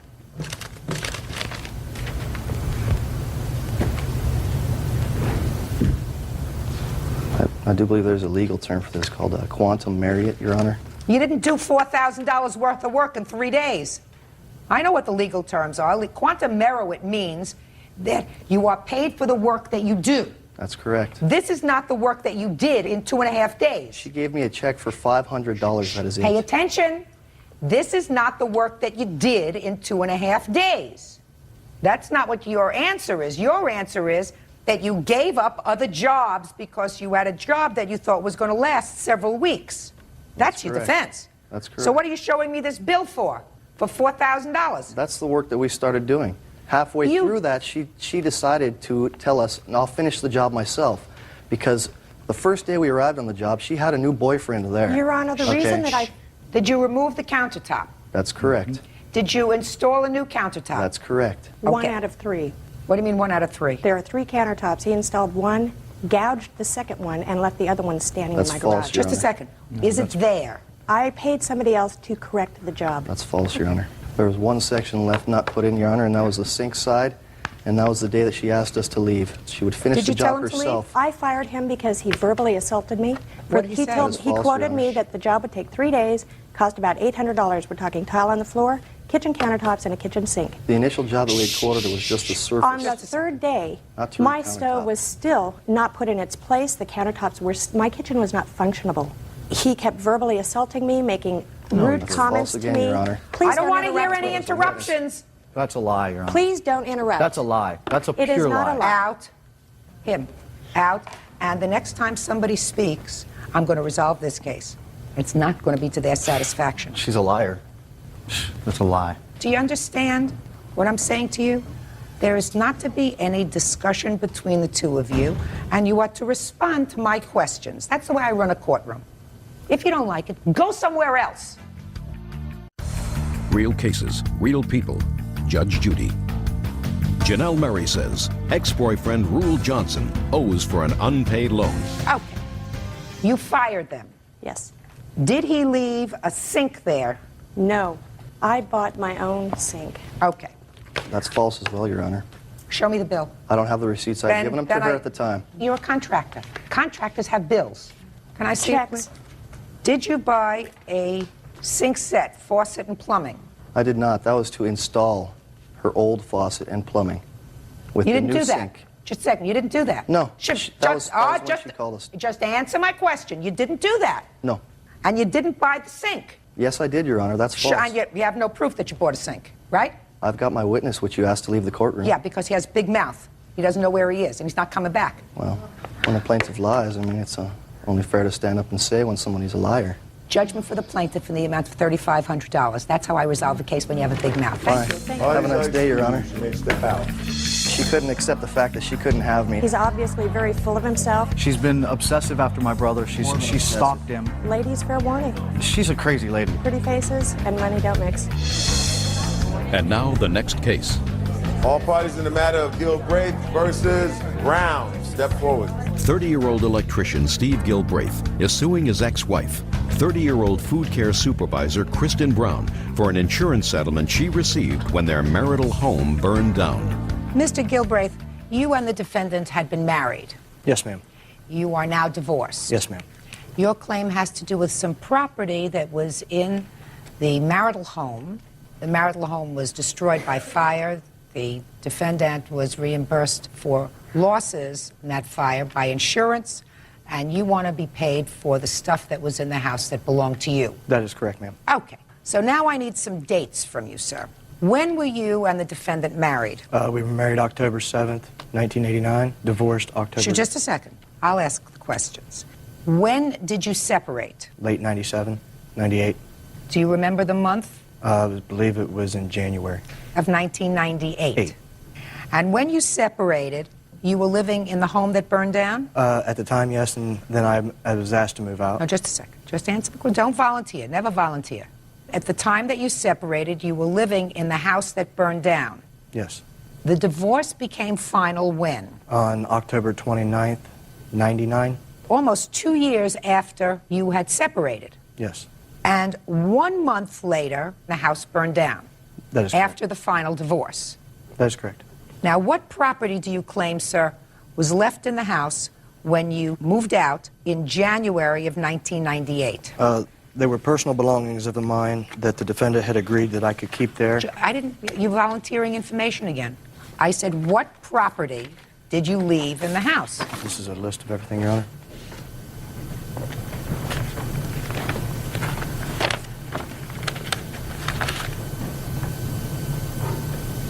All right, Mr. Galbraith, between January of 1998 and the time of the divorce in October of 1999, had you gone back to the house at all for any of your property? Yes, ma'am, I did. What property did you go back for? Mainly at the time, it was my personal clothing and stuff like that. Things that I had left there were items that I was actually working on remodeling my son's room in the house, my tools and stuff like that. The majority of what I took out was my personal clothing at the time. Mm-hmm. Now, I see a large document in there. Is that your judgment of divorce? I have my the degree of disillusion here also. I'd like to take a look at it.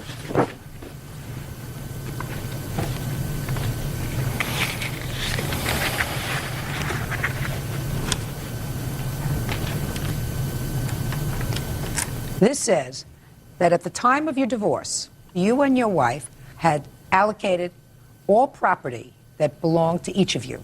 That's correct. And your judgment of divorce says that at the time of this agreement, you have decided whose property belongs to whom, and whoever has physical possession of that property now is the owner of that property. Did you know that? Yes, ma'am. The husband and wife agree that each party shall retain as his or her own, free and clear of any claims of the other party, all items of household goods and furnishings presently in his or her possession. That's what it says. So, at the time that the house burned down, sir, all the property in her possession was hers. The power tools that were in the house I was using to, like I say, to remodel my son's house. Those are tools I use every day on my job. The items that was in there were items that we, her and myself, had agreed verbally that she would allow me to keep there. Then you put it in this agreement. Did you have an attorney? At the time, no. Should have. You signed this. As I said before, we had a disillusion, and it was an agreement between us in the best interest of our children to keep everything. We've been friends for over 20 years. We tried to keep it in the most friendly possible way we could. That's fine. What I'm saying to you, Mr. Gilbraith, is that you keep it as friendly as possible. But when you outline in an agreement all other property, you talk about the house, you talk about the car, your truck, it names the truck, it names the year of the truck, the make of the truck, the model of the truck that you're going to keep. It talks about the car that she's going to keep, that she's going to keep up the insurance. You have to do certain deed transactions. It talks about all of those things. And then it talks about personal property. And if you had any personal property in that home, you'd just as easily say, listen, we have to put in another paragraph and list all this property that I have in the home that belongs to me. That's very easy. Didn't anybody tell you that, sir? Am I the first person who's told you that? No, ma'am. I just, as I said, I assume, being friends that we were, that I could take her on her word. Did you give him your word that this was all of his property? No, ma'am, I didn't. This list, which was made April of 2001, well after the fire. That's how long it took me to get all of the records and inventory from the insurance company. It may be, sir. But you had no insurable interest in the property as of the date of your divorce. Because as of the date of this divorce, you were not the owner of any property that was in her possession. It's a simple legal matter, unless she acknowledges that she was merely holding this property for you. You acknowledge that? No, ma'am. However, she knows the tools that were in my son's room and all my stuff that was there in that room was being done for her in regards to the remodel of that home, which I had promised I would finish. Unfortunately, a fire happened in the home before that. That may be. But you're not suing under that theory that you were a workman doing renovation in the house, your tools were there when it burned down, and therefore those tools should be covered by her insurance. It also says in my agreement any inheritant material that was in the house was also mine. You're talking about under miscellaneous? Yes, I had things that was given to me by my deceased mother and etc. Mr. Gilbraith, don't pull my leg. Okay. The section that you're reading says the parties agree that each shall retain as his or own, free and clear of any claims of the other, all items of clothing and personal effects presently in his or her possession. The parties further acknowledge and agree that neither party shall have any enforcement rights to the other's inheritance or expectancies, and all future inheritances and expectancies shall remain the property of the inheritor, which means that if somebody dies in your family and leaves you money or property, she cannot claim any of that property. That has nothing to do with your power tools. No, it has to do with quilts that were made by my mother and my grandmother. You should have gotten them out before 2 years. Those were not power tools. You don't redo your son's room with quilts. No, but that's things that she had stored. Mr. Galbraith, this is a very simple case. You were divorced. At the time of your divorce, the judgment's divorce said all property that you each have in your individual possession belongs to each of you individually, free and clear of any claims by the other. You had the opportunity at the time of the divorce to include this list as property that was in the house that you intended to get back, that it was an agreement with the defendant that you would get back. She knew Very simple. I said including in the judgment of divorce. You did not do that. If you did not do that, you had no interest in any property in her home. Your case is dismissed. Parties have been sworn in, Judge. You may be seated. Folks have seats, please. You're Mrs. Bridges? Yes, ma'am. And who are you? I'm Mr. Bridges, David. Well, you weren't there during the course of this incident that brings us to court today. No, ma'am. Is that right? So why don't you have a seat? Okay. Tell me your first name. Brittany. Brittany, you have a boyfriend. Yes, ma'am. Your boyfriend is her stepson. Yes, ma'am. Is your boyfriend here today? Yes, ma'am. Boyfriend. According to your complaint, you were at the defendant's house. You were having an argument with your boyfriend. The argument got kind of loud. The defendant, his stepmother, came outside. There was some sort of an altercation, and at the end of this altercation, according to you, the defendant burned up all of your CDs. Yes, ma'am. You are suing for the value of those CDs and also some mental anguish. And she has a rather interesting defense to the CDs, although she acknowledges she burned them, correct? That's right. When did this incident occur? July 3rd. And you were at the defendant's home. Yes, ma'am. What were you doing there? Me and my boyfriend went up there to go swimming How long has he been your boyfriend? for nearly 2 years. So you know the defendant very well. Yes, ma'am. And I assume that you had always had a nice relationship with her. Yes, ma'am. So what happened on this particular day when you went over there to go swimming? Well, me and him got into an argument, and she came out there and was asking, she was in our argument, and... What did she say? She was just trying to, ask us what was going on, and we told her, and she was like, well, y'all don't need to be fighting and all this. Then she started getting ill with Rodney. So Rodney... She started to get what? Ill, and was just starting to holler at Rodney. Where was this argument taking place, Brittany? We were walking down from the pool house when me and him was arguing, going to the house, and then she came outside. Were you yelling? Were you raising your voices? No, ma'am. What were you arguing about? The tanning bed. Tanning bed? Yes, ma'am. Tell me about that. We were arguing who was going to get in first. It was stupid. Okay. So she came out and she started hollering at the boyfriend. Yes, ma'am. Her stepson. Yes, ma'am. Go ahead. And then Rodney just told her that we wanted to leave. So he went to the house and got all his clothes and put them in his car, and her car was parked behind his car, which was in the garage. And it was blocked in, and he asked her, he said, will you move your car? And she said, no, y'all are not leaving. He said, yes, we can leave if we want to. And she said, no, I'd like to see y'all leave. So that time, Rodney just said, look, I'm going to call your mom and see if we can call the police to get my car out of the way. And so we walked over to the side of the house and called the police. And that time, she walked over there and got in his car and got all of his clothes and my CDs. We didn't know what was going on. Then her granddaughter and grandson came over there and told us that she was burning all of our stuff. What happened next? We ran over there, and Rodney kicked over the 55-gallon drum to see if anything was saved, and everything was burned. Was there a fire in the 55-gallon drum? What was in the fire? All his clothes and my CDs. So what happened after you saw your stuff burning? Well, she was yelling at me, trying to fight me. What do you mean try to fight you?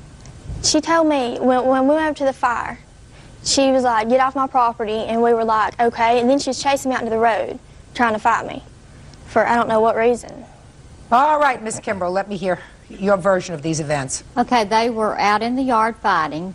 First, my husband went out, and he couldn't stop them, so I went out, and they had went back up to the pool.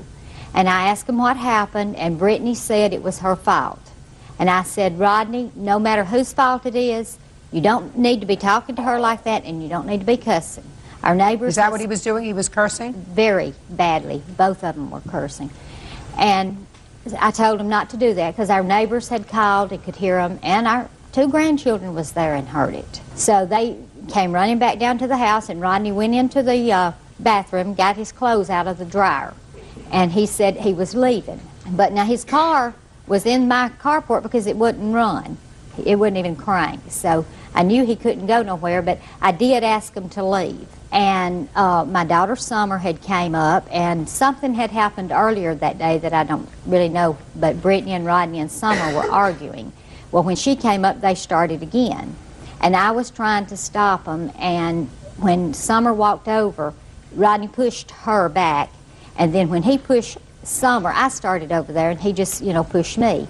And when Brittany was cussing us, Rodney was standing there with his hands out like this, letting her cuss. And I just said, would you please call your mother to come get you, Brittany? So Rodney looked at his daddy and said something really bad.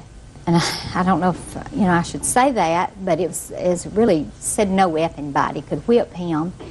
And then he looked at me and he told me something really bad that it's hard to say, but he took off running when he said it. And I got mad when he said that because it hurt me because I'd really been good to Rodney. How long have you been married? We've been married 13 years, but now we've raised Rodney most of those years he's been with us. And I grabbed his clothes, what few he had gotten out of the dryer, and I took them up to the barn and I burned them. And the CDs that was in there, I didn't see those when I grabbed the clothes. They just got mixed up because they was in the front seat of the car. And when I threw them over, I saw the case. It was a very small little CD case. And they were not Brittany's CDs. How do you know that? Well, they were Rodney's, and they was, in his car. How do you know that? Well, they had his name on them. She says that they were her CDs. No, but in a case that had his name on it. It said Rodney Loves Brittany on the case. It didn't have just his name on it. I've got his CD case here, and I've got the CDs that was burned, the cases for them, what I had. She had not said anything about the CDs at all until later that night when her stepdad called me and asked me for $600 to pay for the CDs. I've got the burnt CDs too. No, I believe that they were her CDs. Judge Judy continues in a moment. This one is called Mo Thugs, DMX, flesh of my flesh, blood of my blood. Did you ever hear of Barry Manilow? Real cases, real people. Judge Judy. 16-year-old Brittany Manis says her boyfriend's stepmother, Jackie Kimbrell, burned her CDs. What's important is, Miss Kimbrell, you're the mother. You acted out of anger when you burned the stuff. And certainly, I'm not excusing young kids who were outside in front of your house embarrassing you in front of your neighbors, cursing. Otherwise, there would have been no reason for you, nor your husband, to become involved. According to Brittany, you had always had a pleasant relationship. So you think she was just having a bad day, or were you and Rodney outside? We weren't cursing. No? No, ma'am. Well, what do you think Mr. Kimbrell came outside for? We weren't cursing. We might have been raising our voice, but we wasn't Okay, so loud. now we're raising voices. We So wasn't first you told loud. me you weren't raising voices, now you're raising voices. Did Rodney say something to his dad that was nasty? Well, he said it to her, He to said Jackie. it to both of us. He said he it to hugged his Roger. dad and said it to Jackie. Were you outside when he said that? Yes, ma'am. There were neighbors who lived close by? I don't know how close. I don't know if there's somebody that lives right next door, but I know somebody lives in the trailer down the road. There was a neighbor sitting directly across the house from me. His trailer sits in front, and he was sitting in his yard. There isn't a question in my mind, Miss Kimbrell, that these CDs belong to Brittany. How many CDs were in your case? 31. 31? Yes, ma'am. How large was this case? It was about this big, but we had them back to back, like 2 or 3 CDs in one little packet. How do you know there were 31 CDs in there? Because I've got all the CD cases that I had in there, most of them. But what do you mean most of them? That's just most of the CD cases that I have that I haven't lost. But I've written down all the names of the CDs. Let me see them. It was a very small CD case. I think, Miss Kimbrell, you were probably Here's so the angry. CD case, and here's the list. You didn't much care what the CD case looked like. You just made a big grab I was for very everything. upset. You just made a Things big he said to grab me, for but it everything. wasn't Here's the small list case. of CDs. These are the cases that are now empty. Is that Yes, right? ma'am. So we have 2, 4, 6, 7, 8, 9, 10, 11, 12, 13, 14 empty cases. Is that right? Yes, ma'am. That's the ones that I could find. Now, those are the only ones you're going to get. Now, you have a bill for these? How much were they? We found the approximate amount for the 31 that was in there. Forget 31. You have proof of these, 14. Let me see what kids listen to. 18 rock hard hits, 504 boys, B-O-Y-Z. You ain't seen nothing yet. Booty Mix 4. They've never been allowed to listen to him at my house. This one is called Mo Thugs. That has Some 2 guys CDs. look like I sentenced a couple of years ago.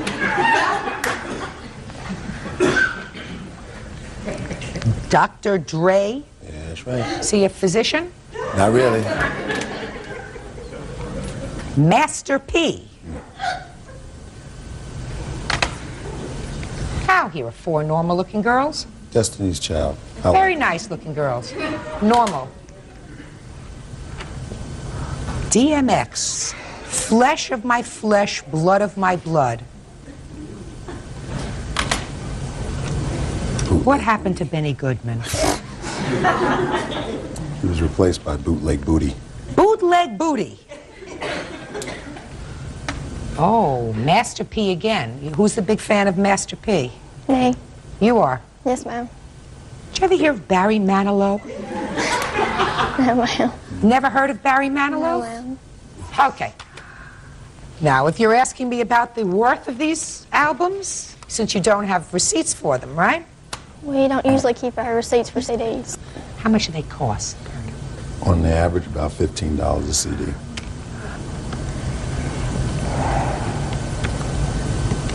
$210. 14 times 15. That's the average. What are you doing sitting over there? Who did you come to court with today? Brittany?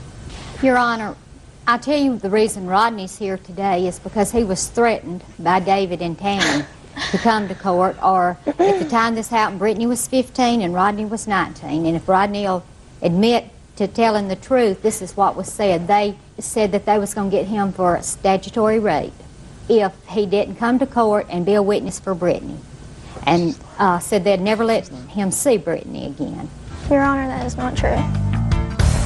Real cases, real people. Judge Judy. 16-year-old Brittany Manis says her boyfriend's stepmother, Jackie Kimbrell, burned her CDs.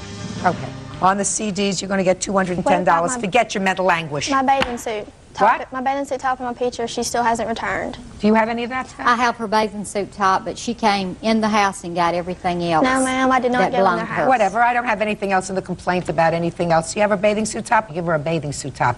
Okay. As far as your lawsuit, which seeks damages for mental anguish of $1,500 because you saw your CDs burn, you better go and wash out your mouth. And when you learn not to cuss at adults, then we'll talk about mental anguish. That's all. Parties are excused. You may step out. They had a pretty good argument, and I went out to break it up, and like I said, they just kind of turned on us. I don't care what they said to them or cussed or whatever. They're adults and they're children. I just hope everybody can get along now. And now the next case. All parties on Trimble versus Maurer. Step forward, please. 41-year-old accountant Julie Trimble is suing her ex-boyfriend, 34-year-old handyman Jeffrey Maurer, for a series of unpaid loans to pay his bills. All right, let's cut to the chase, Miss Trimble. You lived with this man for 3 years, according to your complaint, and say that over the course of the 3 years, he built up a debt to you for miscellaneous bills and expenses. He finally decided to leave sometime in October of this year. He gave you a check, packed his bags, and left. Correct. And now you went over all your bills, and you want him to pay a whole bunch of money that he hadn't paid over the 3 years you were living together. Correct. Did he ever sign a note to you? No, ma'am, he did not. Did he ever sign a lease with you? No, ma'am, he did not. Did you have a lease agreement with him, even though it wasn't in writing? No, ma'am, I did not. So what do you think he owes you for? Over the course of 3 years, I just basically went back from last December. He was living with me. We were boyfriend and girlfriend, and he had agreed to pay a third of the rent and the utilities because it was myself, my daughter, and him living there. And he also had incurred a lot of personal expenses that he didn't have the means to pay at the time. So I loaned him money on just various things, paying for his utility bills at a house that he was refurbishing. Well, what was the repayment agreement? If you say you made these loans to him, what was the repayment agreement? That I would pay these bills for him and he would pay me as soon as he got back on his feet. What if he never got back on his feet? Well, his whole contention is that he was rebuilding this house of his and he was going to sell the house, and he also had a truck that he was trying to sell, and with those proceeds he was to reimburse me for all of these expenses.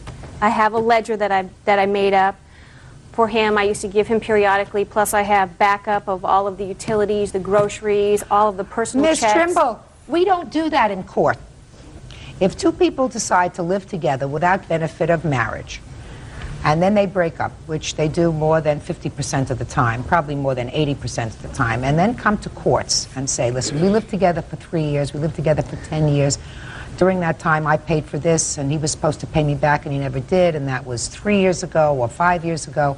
If you expect courts to get involved with that, you're barking up the wrong court. I tell you that. Put your hand down. I didn't ask you anything. Yes, sir. Good. Women do this. It seems to me women do it a lot more often than men. Women say, I'll take care of him. He promised as soon as his uncle straightens out, he's going to give you the money. As soon as he puts his life in order. As soon as he gets the house built. As soon as he sells the truck. Some people never get their lives in order, Miss Trimble. Right. Well, and he did give you a check when he left. Yes, he did. And in what amount was that check? That check was for $2,200. He said it was $2,800. You have the check? Yes, I have the check here, and I'd yes, like to see it. I was mistaken. It is $2,200. Can I see it, please? And also 2 other checks that I gave her within weeks of leaving anyway. So I actually gave her over $3,000.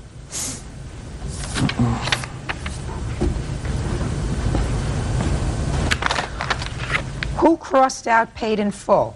I did, when I cashed the check. No, you can't do that, Miss Trimble. He hadn't paid me in full. No, Miss Trimble, you can't do that, madam.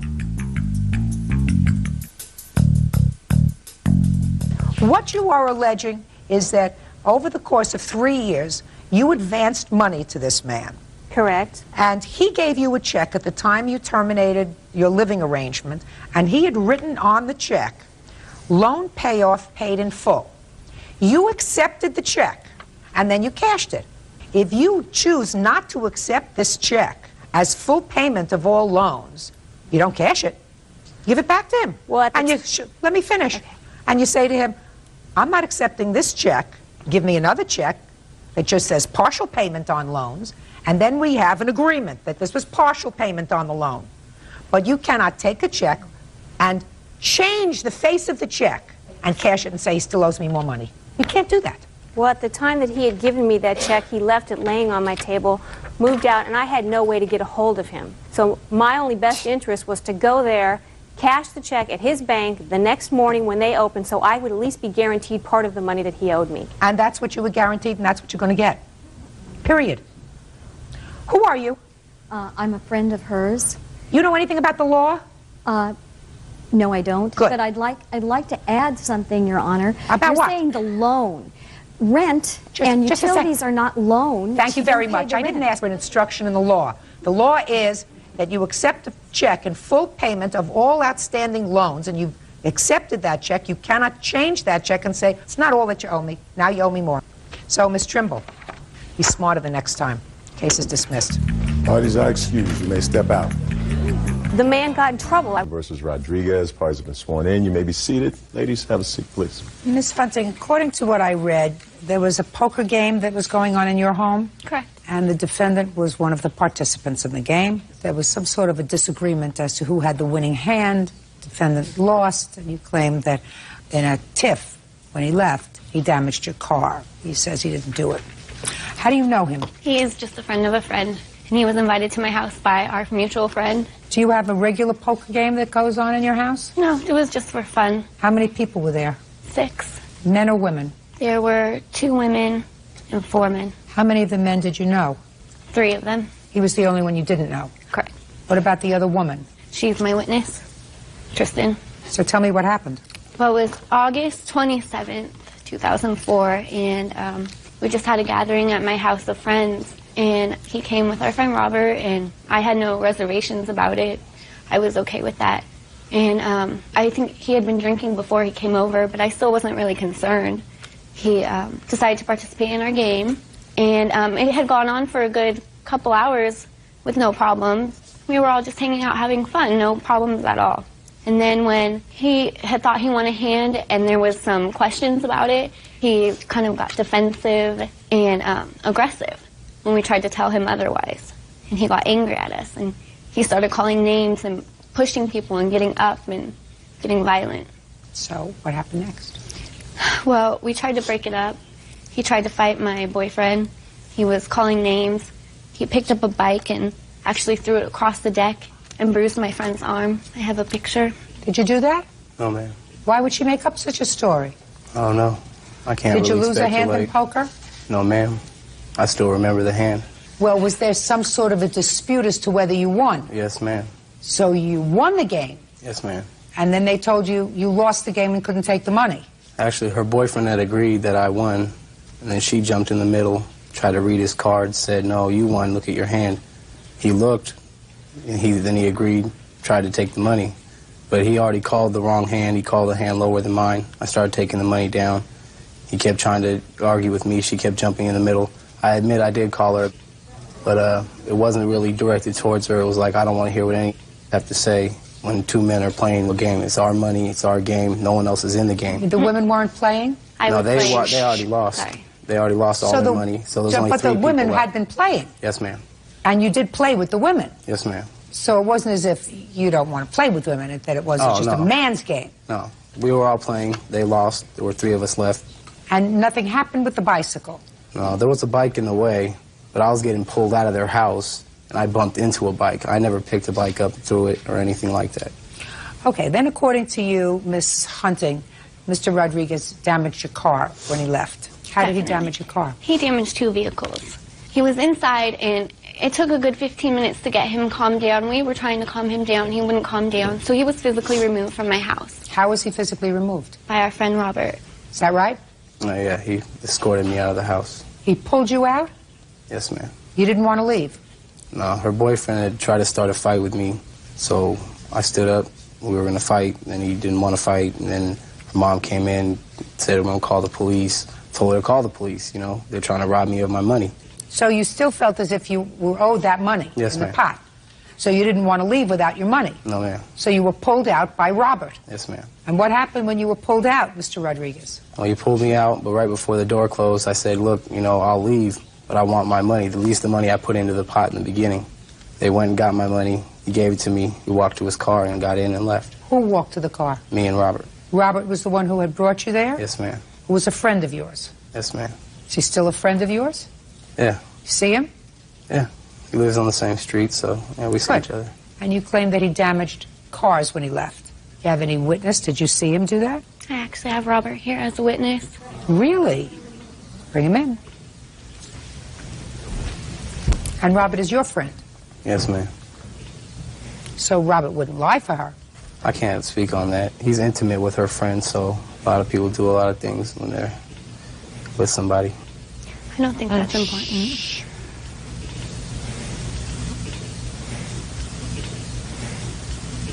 Swear the witness, please. Raise your right hand, sir. Do you swear to tell the truth in these matters? Yes, I do. State your name for the record, please. Robert Silva. Mr. Silva, Mr. Rodriguez says that you're a friend of his. Is that right? That's correct. How long have you known him? About 15, 16 years. You invited him to a party on the 27th of August at Miss Hunting's home. Is that right? Yes. You were playing poker? Yes. And there was some sort of a dispute over a winning hand. We're getting past that. Did you see an incident involving Mr. Rodriguez and a bicycle? No. Didn't see him pick up or toss a bicycle? No. Did you remove him from the house? We walked out together. You didn't pull him out of the house? Pull, no. I was just, he wasn't done talking, and I think we were done talking, so I said it was time to go. Now, when he left the house, can you describe what happened, sir? I told him to leave, and I went to go close the door. Look at me when you're talking. And on the way out, I seen him kick Amber's car on the way out. How many cars did you see him kick? I only seen him kick Amber's car. Did you say anything to him when you finally caught up to him? No. You didn't say, why did you kick Amber's car? It's too late. It doesn't matter why. I couldn't stop it. Oh, no. That's their witness. They say That's their witness, sir, but you're a friend for 17 years. Oh, yes, ma'am. But it just seems fugazi to me because... What? It seems a little funny to me because they said I threw a bicycle. He didn't see it. No, they he say didn't see I that. kicked 2 cars, and he only seen me kick 1. Oh, no. The story seems wrong. Judge Judy continues in a moment. Just want to make sure that you think I'm fair. Not that it's really important to me what you think, but I want you to start doing a little thinking. And later today... Were you annoyed that she went back to her husband? No, Your Honor. Well, then if you weren't annoyed, why don't you do the right thing? Yes, you say lack of communication. Lack of character is more like it. Real cases, real people. Judge Judy. Amber Hunting says acquaintance Daniel Rodriguez vandalized 2 of her cars after an argument over a poker game. Amber has produced a surprise eyewitness. Did you call the police immediately? As soon as I saw the damage to the vehicles, I went inside. Was and that called the same day, the 27th of August? Yes. Can I see the police report, please? How old are you, Miss Hunting? 21. You live at home with your folks? With my mother. And this is your mom? Yes. Who, if I called her as a witness, would testify about a lot of bad language that she heard, and she said she was going to call the police, correct? Correct. You have photographs of the vehicles? Yes, ma'am. I'd like to see them, please.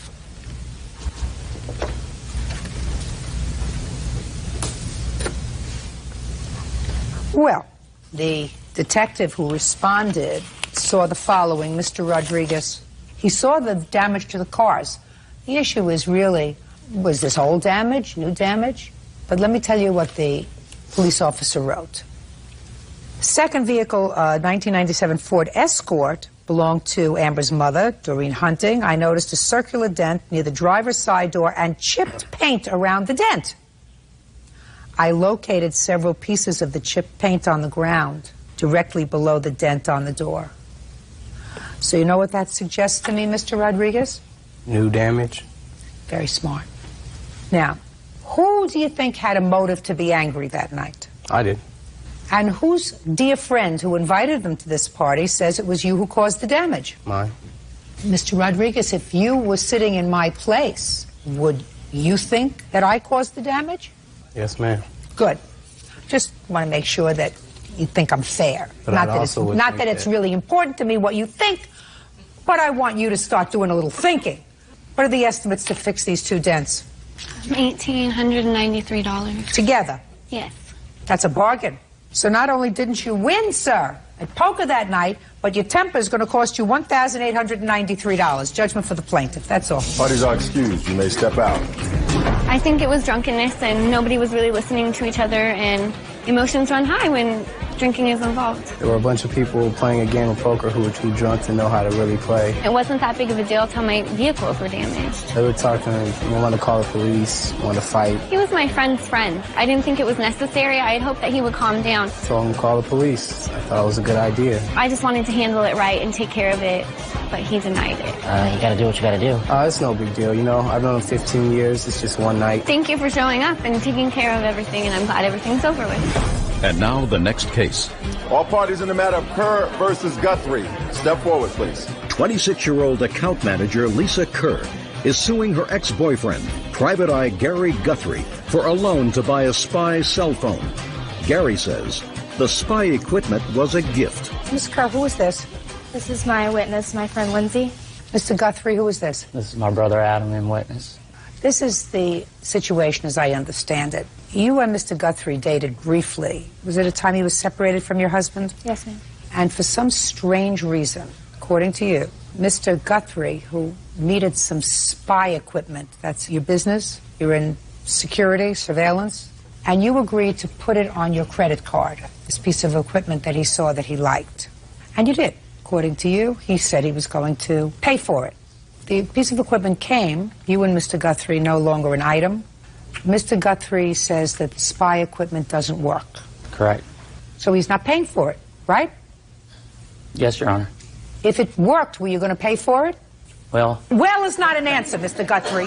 Well, I if it assumed worked, it was- listen to me very carefully, sir. If it worked, were you going to pay for it?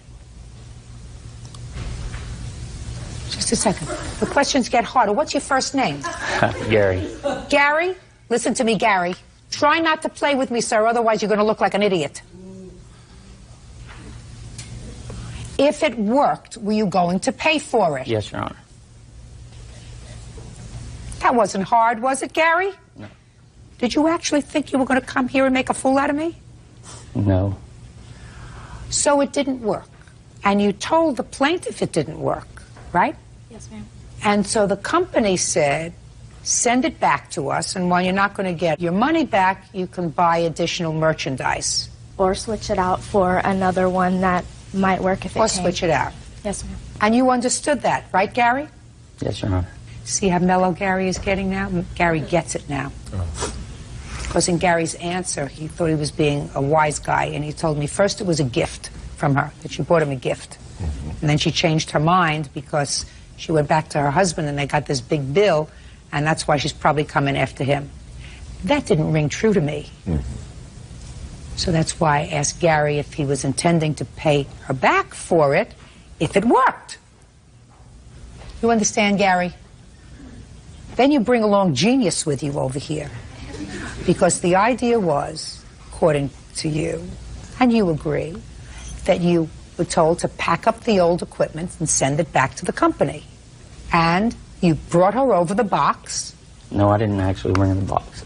How did she get the box? Through my brother. He brought her the box. Yes. And she paid for sending it back. That's correct. Not you. She paid for sending it back. Now, genius, you can stand up. Lisa Kerr says ex-boyfriend Gary Guthrie owes for a loan to buy a spy phone. Gary claims the phone was broken and he tried to return it. You got a first name? Adam. You didn't pack up the spy equipment, did you, Adam? I was told Is not an answer. I did pack up the equipment, You did? but I grabbed the wrong device, apparently. What does that mean, genius? When I gave it to Lisa and she'd shipped it off, they could tell her it was the wrong device. But I did not know because my brother was out of town. It was a phone call that told me to pack up the device. What did you tell your brother to do? I told him to grab my cell phone and pack it up to get to her. Your cell phone. Well, that's not a spy piece of equipment that costs $3,400. Well, if you've seen my other cell phones, you'd understand that I have a lot of cell phones, and all my cell phones are pretty high-tech. I somehow think, Adam, that this was a little scammy-whammy that was going on here, kids. You sent back the wrong thing. Did you send back the wrong thing? Yes, by accident. Ultimately, you found the device and it had not been sent back, right? Correct. When you found the device that had not been sent back, what was the first thing you did? Well, I told her I obviously So the first thing you did was call her? I tried to attempt to. I wasn't able to get in touch with her. So you did call her? Yes, once I found out it was the wrong device. Well, then I want to know, what date did you find out it was the wrong device? Mid-December, somewhere in the middle of December. And when did you find out that they didn't receive the device? It was right around December the 18th or 20th. And when did Mr. Guthrie call you? I actually never spoke with him about that until I had left to go on Christmas vacation, and I ended up breaking my leg. So I was out of commission for a few months, and I finally got a hold of him again in March. So between December, when he found out that he did not give you the right piece of equipment, and March, are you telling me he never called you? Not that I spoke with him, and not a message that I got from him, no. So he never called? No, ma'am. As far as you know, he never called? Right. What did you do with the piece of equipment, Gary? Well, come mid-April, we were fishing, and I was trying to get the device to work, which is the whole issue, how it didn't work. And out of frustration, it actually ended up in the lake. So, Gary, who do you think ought to pay for this piece of equipment? Well, my assumption, seeing that she didn't call me back for that period of time. Didn't call you back. Did you send her a letter? I didn't send a certified letter, Your Honor, no. Did you send her back the piece of equipment and say, I'm sorry, my idiot brother made a mistake? The answer is no. The answer is you took the piece of equipment and you threw it in the lake. It's according to you. I don't know whether I believe you or not, but that's according to you. When did you throw it in the lake, Gary? Let's see, April, mid-April. So, you could have done a lot of things. The first thing that you could have done was try her once on the phone, if I believe that. You couldn't get her in. So you packed the piece of equipment up and say, I'm sorry, this was a big mistake. That's in December. I'm going to bear the burden of sending it back to the company. I don't want you to send it back for another $70 because my brother doesn't know whether he's a foot or horseback. Right? You chose not to do that, Gary. Were you annoyed that she went back to her husband? Huh? No, Your Honor. Well, then if you weren't annoyed that she went back to her husband, why don't you do the right thing? Yes, you say lack of communication. Lack of character is more like it. How much was it? The original purchase was $3,035. The other items that he chose to replace it came to an additional $223. They wouldn't send me a return authorization. Just a second, you mean you bought other stuff, Gary? Gary! Did you buy other stuff? You bought another $223 worth of stuff? I was trying to exchange, yes. You were trying to exchange it for the wrong piece of equipment that your brother sent back. Something that actually worked. Just a second. You bought some other stuff despite the fact that your brother sent back a bad cell phone instead of this piece of spy equipment. I wasn't aware that he'd done that, Your Honor. Well, did you send back the other stuff that you purchased for $223? I never received it. We never received it because we had to give them the list of the items that we wanted in replace of it. After we gave them that list, they gave us the return authorization. Once they received the phone, they were going to send the items. Well, they never received the phone. So they never sent the items. Why? Then you shouldn't be charged for them. But I have the email where it says we have to charge your card prior to even giving you the return Then authorization. you have to call them and say you never sent those items. Do you understand? I'm not charging them for those. That you take up with the company. They never sent you the merchandise. They can't charge you. I have done that. It's a company in Thailand. It's really the only way I can communicate with them is through email. Well, then I would suggest that you be smarter next time and not deal with a company in Thailand and not deal with Gary. Understood. And his brother. Judgment for the plaintiff in the amount of... Your Honor, this is case number 232 on the calendar in the matter of Webster versus Matos. Thank you. Parties have been sworn in, Judge. You may be seated. All right, Miss Webster, according to what I've read, you lived with the defendant. It was an arrangement where you would live there for a short period of time, and according to you, pay her $75 a week in rent. You were going to move in there with your fiancé? Correct. On what date did you move in? Maybe he knows. Stand up. Can you please stand up? Tell me your last name, sir. Botano. All right, so on what date did you move in? June 1st? June 1st. And just to put this in reference, and what date did you ultimately move out? The end of July. It was the very end of July. Do you know the exact Do you know the date? date? Yes, they stayed 2 weeks, Your Honor. They say they moved in on June 1st. They did not move in June 1st. When did they move in? They moved in maybe the 15th, 16th of June. What do you mean, June. maybe the 15th? Do you Well, remember on what day they moved in? Yes, June 16th. Now you're sure? I'm sure, positive. And on what date did they vacate? Excuse me? What date did they vacate? 2 weeks after that date. So, according to you, approximately July 1st. Yes, it is. According to your complaints, you moved in, you paid your $75 a week while you were there. In addition, when you moved into the defendant's apartment or home, she had no utilities, no gas, no electric, no hot water, or anything else. They'd all been shut off. You put them on in your name. Is that correct? Yes. There came a time when there was a falling out or something, and you were told to leave, and you left. You want your utility money back, as well as certain property. Exactly. Could I explain a little bit about the falling out? I had found out she was on Section 8 in Massachusetts. That's free housing. And she did not have her 4 children in her custody living with her. At the time, I did not know she was not paying any rent for herself. Her only means of income was the $75 we were paying when the house had become infested with cockroaches, infested. And therefore, I couldn't live in those conditions and said that I would like to move out within a week. I told her on a Monday, or no, actually, yeah, on a Monday. And she had said she had left with my ex-husband, that's who she's dating, left with him and came back. She became outraged. She said she wanted her key now, and I explained, we're paid up until the end. I need to make the arrangements. Until the end to of move. what? The end of the week. The end of that week, that following week, she said, I want my key now, and I said, you'll get your key. She left. Approximately half an hour later, she called, said, you have a half an hour to get all your belongings out of the house. I'm coming with the police. Now, Your Honor, I had just had major surgery on the 17th, where they removed 3 discs from my neck, July 17th. So during this time, I was very disabled. You were in the house after the surgery? Yes, I was. I have the paperwork. Let me see it. And this is also a letter from the landlord stating that I resided there, even though she was the only adult on the list, on the lease of the house. Go ahead. So, talk to me. The reason how we found out she was on Section 8. I don't want to know how you found out she was on Section 8. Right now we're at a point where she says she's coming back in a half hour with the police. With the police. The police showed up and asked her, do they pay you rent? She said yes. They said, we cannot have them leave. She said, oh, no, they don't pay me rent. They said, excuse me, miss, you just said they did. The reason why, that's a copy, she had ripped the papers out of my hand, the one with the landlord, so to ruin the evidence that I did have at the time. Okay. And the police had left, and the next morning, we had moved out everything that we had. We left a lot of the belongings because of the infested cockroaches that you could see everywhere.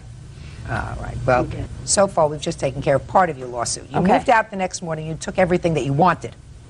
You Oh, I didn't want to wanted take other stuff because it was infested with cockroaches. Correct. You say you want the return of valuable personal property. What valuable personal property? Tell me. I'll tell you. A 25-inch colored cable-ready TV. Well, The just a box- second. Why didn't you take that? Because the roaches got inside the television. They go into electronic. It's the first that I've heard. They go into electronics to keep warm. Electrical appliances. They go into that. So you don't want the TV back? No, I want some of the cost of it. Forget it. You moved the television in there. There was no cockroaches there at that time. She's a pig. That's why she Then lived. you shouldn't have moved in there. We did not know. Just a second. You should have had some clue when you move into somebody's apartment and they have no gas, electricity, or hot water. You should have a felt sorry clue. for her. She's not paying for a new TV for you. You had an opportunity to take your TV. She didn't withhold it from you. You decided to leave it there because there were bugs in it. I'm not asking for the value of the whole TV. You Just a can't have portion. value of any TV.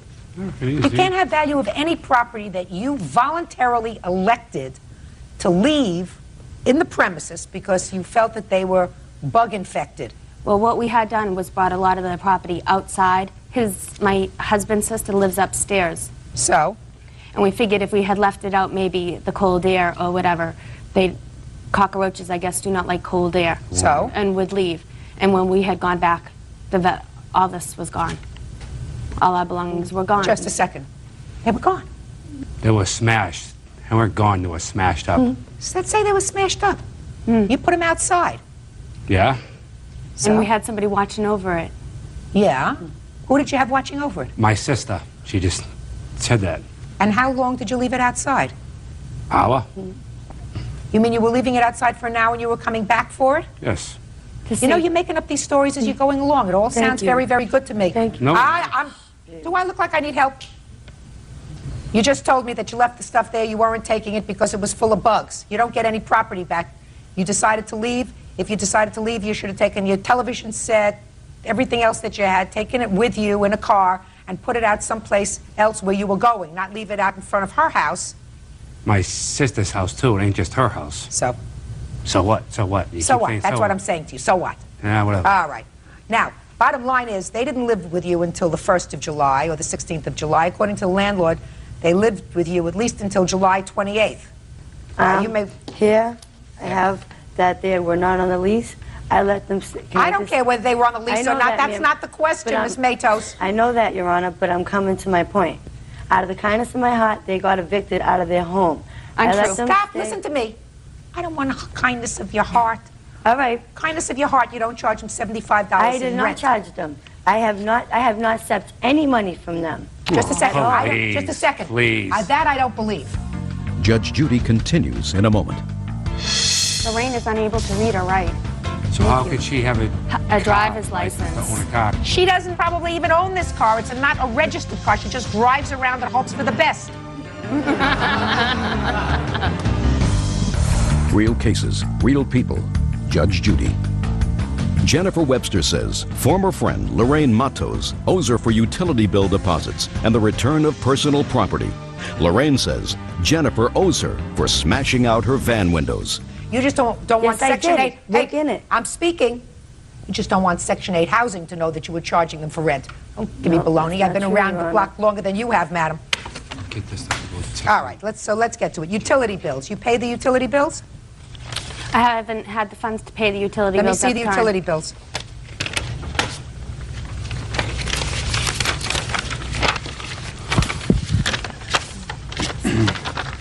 She would like to call the party line to get dates on a constant basis using my telephone.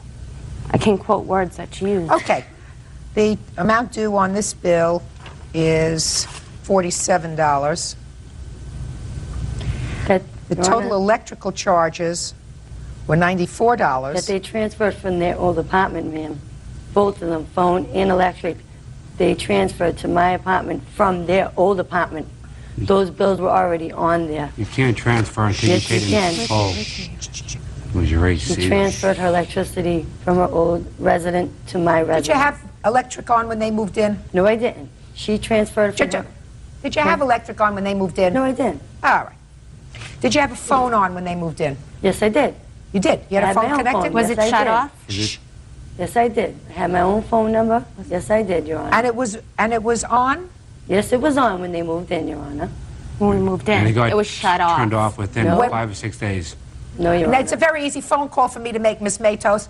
Don't It make was me not embarrassed. turned on. Your Listen, Honor. I'm speaking. Let me finish my question. Okay, and then I will answer it, ma'am. Pay careful attention to my question. Yes, Your Honor. Did there come a time Yes. between the 1st of June and the last of July Yes. when the phone Yes. that was in your apartment Yes. in your name Yes. was not working? Yes. Your Honor, may I say something? No. Okay. You were trying to scam a little bit, Miss Matos. I'm not scamming nothing. I'm Sure trying you to- were. You I'm were. trying Sure to you show were. you I You can't sure you were. put my electricity on for I a want. month. Let me explain something to you. You want to know why you were trying to scam a little bit, madam? Why was I trying to scam a little? Very easy, because the people of the state of Massachusetts were paying your rent and you were getting money from them. I did not receive any money. Yes, you did. Yes, you did. Well, Free housing. Yes, you did. Where's No the question receipts? in my Where's mind the that you did. receipts Let's that get I to your received any counterclaim. money? You say that when you returned, To my home. I'm speaking, that when you returned to your home, you found the window to your van damaged. I have it all on videotape. What do you have on videotape? Every damage that they did to my home the day after Wait they a minute. left. And to my minivan. Listen to me very Yes, carefully. ma'am. Put your hand down. Okay. And estimate. Sorry. What kind of minivan do you have? I have a Dodge Caravan. What year? 89. Have insurance on it? Nope, it was parked in my private yard. So the answer is you do not have insurance on it. Nope, but it was parked in my yard. No, I don't have insurance on it, Your Honor. Is the car registered? No, it was not registered. What do you use the car for? I was using the car until I got my license back so me and my 4 children can enjoy it. The 4 children were not living in the premises. That is none of your concern, Jennifer. I got the whole picture. Listen, I want to tell you something. I don't know about your history because it seems to me you're lacking brains, the two of you, and moving in with somebody. Excuse me. They sure are. That's exactly what I said. You're lacking brains and moving into with somebody, Exactly, you are somebody correct. who I believe doesn't have that. custody of their. I'm speaking. Doesn't have custody of their 4 children. Has no gas. Has no electric. Has no hot water. Right? Has cockroaches in their house all over the place. Moving your stuff in there. I'm not getting into all that in any event, and I don't want to see your video. I have no interest in seeing your video. Oh, yeah. Damage to your van window.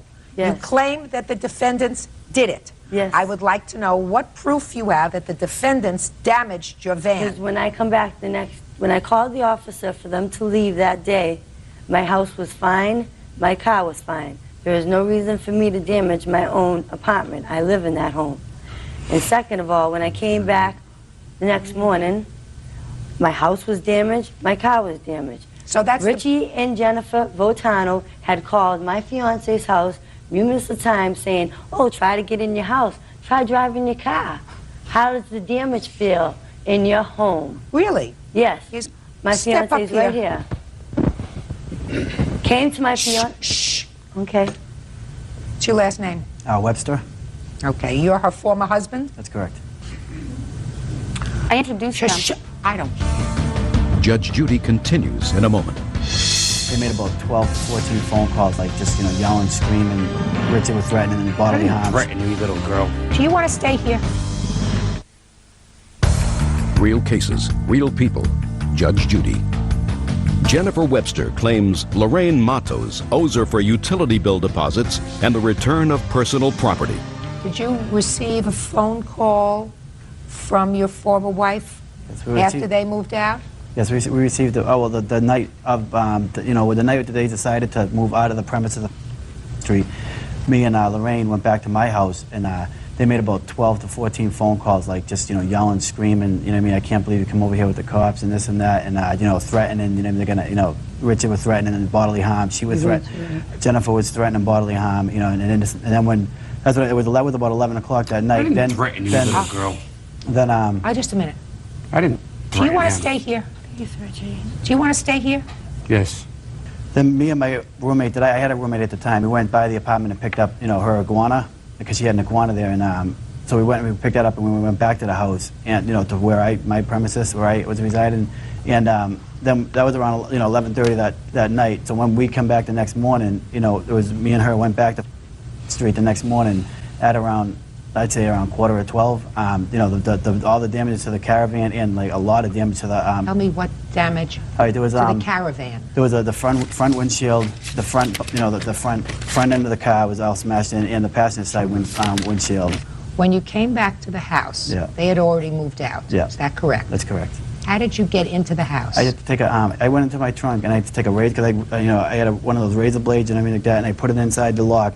Removed the key. I had 2 of them. I removed the key that was broken, the lock out of there, and then she had another key, and we opened up the door. Now, did you call in any sort of a police report with regard to the damage? No. But I received that day when we were downstairs.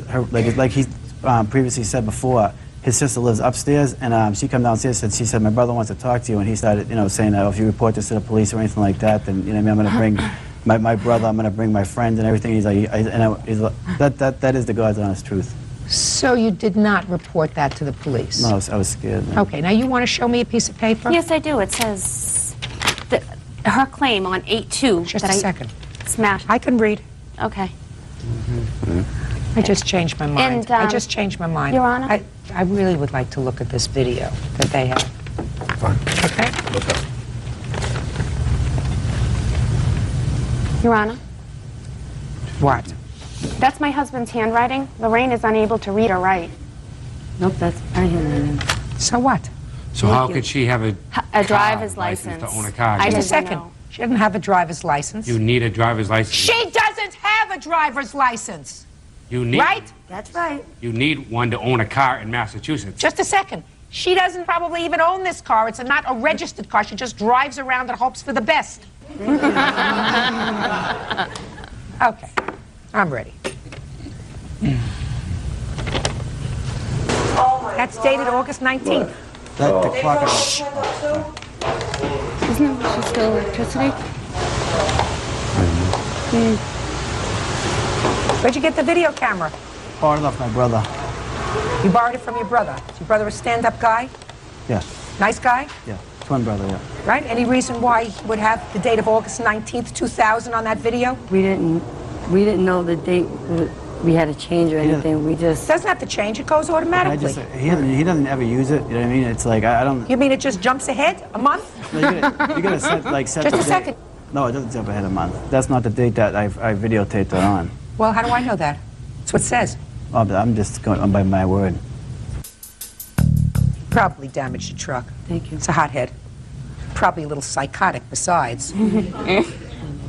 Strike that. Definitely a little psychotic. You have to have more proof than that, than the opportunity and the inclination to cause damage. Aside from the fact that the only evidence that you produce here today, sir, indicates that the damage was done on or about the 19th of August, approximately 6 weeks after you say they moved out. I believe you. You say they moved out July 1st. Yeah. I don't believe that, but that's what you say. So if they moved out July 1st, you hung around with this glass in your stove, No, I and with, didn't. I'm speaking, glass in your stove and all the schmutz in your house for 7 weeks. You are entitled to $100 for one half of the utility bills while you were Thank there. you. You are entitled to nothing. Thank you. That's all. Parties are Excel versus Thomas. Parties have been sworn in, Judge. You may be seated, ma'am. Have a seat, please. Mr. Parcell, what kind of work do you do? I own a tanning salon Where? in Bend, Oregon. According to your complaint, the defendant owes you expenses for a trip that you took her on, some kind of a conference. Where was the conference? It was a trade show in Las Vegas. How did you know her? She had been a client at my salon. Also, one of my friends was her boss at her job up there in Oregon. So tell me how it came about that you invited her on this trip. Last April of 1999, I had purchased originally 6 tickets. And about a month before leaving, I had talked to Amber about the trade show and what was going on. And she seemed really interested and she wanted to go. What kind of trade show was it? Indoor tanning. Go ahead. And she said she really wanted to go, so I said, well, look, I got the tickets. What used kind of tickets were these? airline tickets, trade show tickets. Go ahead. So anyways, after I told her the expenses, she said... What expenses did you tell her? I told her approximately the airfare was going to be about $135 round trip. I said we could upgrade up to first class for $40 each way, and she liked the idea of that. Okay, go ahead. So anyways, after I told her the expenses, she said she wanted to go. I said, well, That was the expense you told her, the airline well, no, ticket. the airline, half the hotel, which approximately be about $150. The car rental, which also split in half, about $150. So she was going to go with you, not with the other 6 people. She and I, there's actually four people that went. We got 2 different cars. Amber and myself split 1 car, and we split 1 hotel room. So you stayed in the hotel room with Amber? Yeah, there was 2 beds in the room. Okay. And what was the hotel room? $270, $281. Was the entire cost? The entire cost. Well, what was half the cost? You have a calculator? It's $270, $281 divided by 2.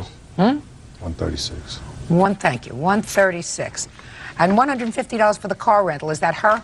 No, Is that half actual- of it or the whole thing? No, actually, the car rental came to a total of $137.40 divided in half. What other expenses did you tell her? The trade show, the tickets cost $79 per person, and I have an itinerary of what was included in that, as far as the seminars and the private parties and Okay. What else? food and beverage. You didn't tell her about food and beverage. Well, Mr. Parcell. Originally, I told her, bring your money for the food and beverage. you know, she could pay herself, but Fine. she didn't All bring right, any so- money with her. Okay, go ahead. What else? Gasoline for the car and the tipping of the valet for parking and bringing our bags up to her room. Mr. Parcell, you didn't tell her about those things. No, I told her. Okay.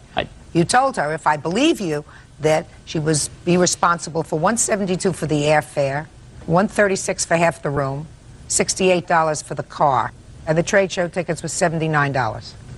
Okay, that's what you told her, maybe. That was the basic expenses. Who knows what food and everything's going to cost? Right. So you went to the trade show with her. Did she give you any money for these things? She says she could give me the money within 2 weeks of when we left. That time came. She had subsequently gotten fired or left her job that she was working at, and she came in and told me. And at that time, I was stuck with the tickets. And I said, well, do you have any job prospects? She said, yeah. When I get back, I have 3 possibilities. One's at a bed and breakfast, one's at a, I believe, a piercing studio, and another one at a ice cream parlor. Okay. And she said that she'd be able to pay me back within 2 or 3 months from that time. So you went to the show. You all went together. Yeah. And? We had a great time. The whole week we were there, no problems, having fun. She never attended any of these seminars. She pretty much just drank and hung out at the pool and wanted to get marijuana the whole time. So? Well, you know, she kept on bugging me about it. Can you call your friends? I'm not interested in that. No. That's what her activities, you know, were down there. And she never paid you any money? Never paid me any money. Before we left, I said, look, if you go down there and you get the certification for indoor tanning, which is included in the package, you can work at my place a few days a week to help pay this off. But she never got the certification, and then when we got back, she had moved to Florida. Okay, Ms. Thomas, let's hear from you. First part of Bill's story was totally correct. We had met at the tanning salon, and Bill had told me about the, trade show and whatnot, and was needing somebody to work in his salon because he had previously fired everybody else who would work for him. And he asked me if I would, go down there with him so I could learn more about the convention and about the industry, meet the people. So we went, and the only reason I had went with him is because it was under a strict understanding that this was supposed to be a tax write-off. Like he said, yes, I had just lost my job, but just a second. Tell me about that. Tell me about strict understanding that it was a tax write-off. He said that because there was 2 other girls who went, and they went to strip at a strip club, and so they were paying him back for the tickets that they, had used, because they didn't go for the tanning show or trade show or anything that we were there for. Okay. Him and I went, and when I went with him, before I met him in the salon, he had told me about this, said, this would be a good opportunity for you. It's going to be a tax write-off for me because the salon is able to just write this all off. So, figured, yeah, sounds great. It just happened to be during my birthday. Thought, perfect opportunity. Stop playing with papers. And so we went, we went down there and, I went to the trade shows. So what you're telling me, Ms. Thomas, is that there was absolutely no discussion of money. Oh, besides food and alcohol. Yeah, I brought my own money for food. That there was no discussion of money with him for the airline tickets, for the trade show, that you would reimburse him for any of this money, that you had lost your job, that you didn't have the money to give him before you went. That is not true. Oh yeah, no, we had talked about the fact that I had lost my job, and that's why, there would be no way that I'd be able to go on this trip, and that's when he brought up the fact that it was a tax write-off. Judge Judy continues in a moment. He was sitting back at the bar talking trash on me, and then it got to the point where he would mad dog people that I would be talking to, getting really possessive and really weird. Real cases, real people. Judge Judy. William Parcell says Amber Thomas owes for a trip to Las Vegas to attend a tanning salon trade show. Amber says William used the trip as a tax write-off. So what you're saying, Ms. Thomas, is that he told you that you would not have to pay for the airline tickets, the car rental, the ticket to the trade show, that you would not be expected to reimburse him for that. Correct. What do you think caused him to change his mind? We went down there, and like he said, at first everything was fine, and my witness can attest to this. She was around a lot of the time, and she was able to see this.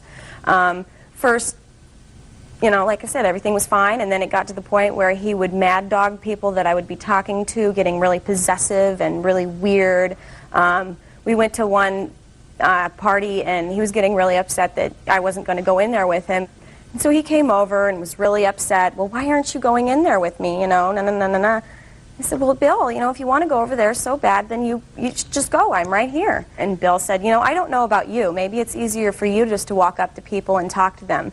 But it's not that easy for me. And that's when I said, well, Bill, is this the only reason you brought me here was for introductions so that I can introduce you to people? So, I mean, when we were at the shows, I just walk up, oh, hi, how you doing? And he said, well, basically, yeah. So that was the end of our conversation for that night. We went one more night, and we had gone to the trade show that day, and then that evening we went to Studio 54. Lots of people were there having a good time. I went and, you know, was dancing on the dance floor with some other people. Meanwhile, he was sitting back at the bar talking trash on me. Oh, look at Amber's over there dancing with all those people. That's a bad crowd. Those people are a bad crowd. You shouldn't be around. Talking terrible to the people that I know from about me. Oh, you know. So anyways, at the end of that, he came up to me after the party was over. Well, if you need a ride back to the casino, then I'll give you one now. But I'm going gambling with these girls. By then, I was like, you know, I don't really understand what's your problem here. We came down here as a strict understanding that we're friends. You're giving me attitude that I don't understand where it's coming from. And by that time, our conversation got quite a bit heated, and I asked him if he'd take me back to the casino now so that I could get my belongings out of his hotel room, which I did. It got so bad to the point where his attitude was so nasty, I couldn't be around him. 4:30 in the morning, got all my stuff out of the hotel, and I went and sat down in the lobby for about an hour. I was totally crying. Somebody came up to me, and they just happened to be leaving and gave me their hotel room so I could sleep a couple hours before my plane left the next day. And so we went to the trade show the next day. You know, Bill was completely staying away from me, would not say a word to me, and, you know, he was basically my only ride to the airport, so I had to beg him to give me a ride at the airport, and that was fine. That was the last words we had said were the night before. Bill has not said another word to me since then. I got back to Oregon. I was back in Oregon for 4 days when I went and moved to Florida. And now when I was in Florida, I had heard through people that he'd be calling there, asking questions about me, talking trash on me, and my friend George had to tell him, you know, I'm not going to be able to talk to you anymore if you're not going to talk about business. Mr. Parcell, I have a couple of questions for you, sir. Yes, ma'am. When was this trade show? It's June 21st of 1999. And when had you purchased these 6 tickets, 6 packages? The first part of April. You went, she went. Did 4 other people go with the 6 tickets that you bought? Out of the 6 tickets, only 4 people went. What happened with the other 2 tickets? They didn't go. They lost out. They paid me the money that I paid for the tickets. Okay. Your Honor? Yes. If I can add on a couple things that she had mentioned earlier. The part about the tax write-off, she has to be an employee first before there's any partial of a tax write-off, so that's news to me why she's saying that. The Venetian... Sir, are you telling me that when you purchased tickets to the trade show at $79 a piece, you did not use your corporate account? I use my American Express card. Is that a corporate American Express? Take it out and take a look at it. It is. Of course it is. Which means at the end of the year, when your accountant looks over your expenses, you see, you can't even keep a straight face. You see how hard it is? All right, so you understand that when you bought tickets to the trade show, that would be a business expense. But, Ms. Thomas, it's not that you don't pay the money. It's that you pay the money, but there is a certain tax advantage in using it as a business expense, which means maybe you pay, it costs you half. Mm-hmm. You don't get it for free. Mm-hmm. Do you understand that? Yeah, oh yeah.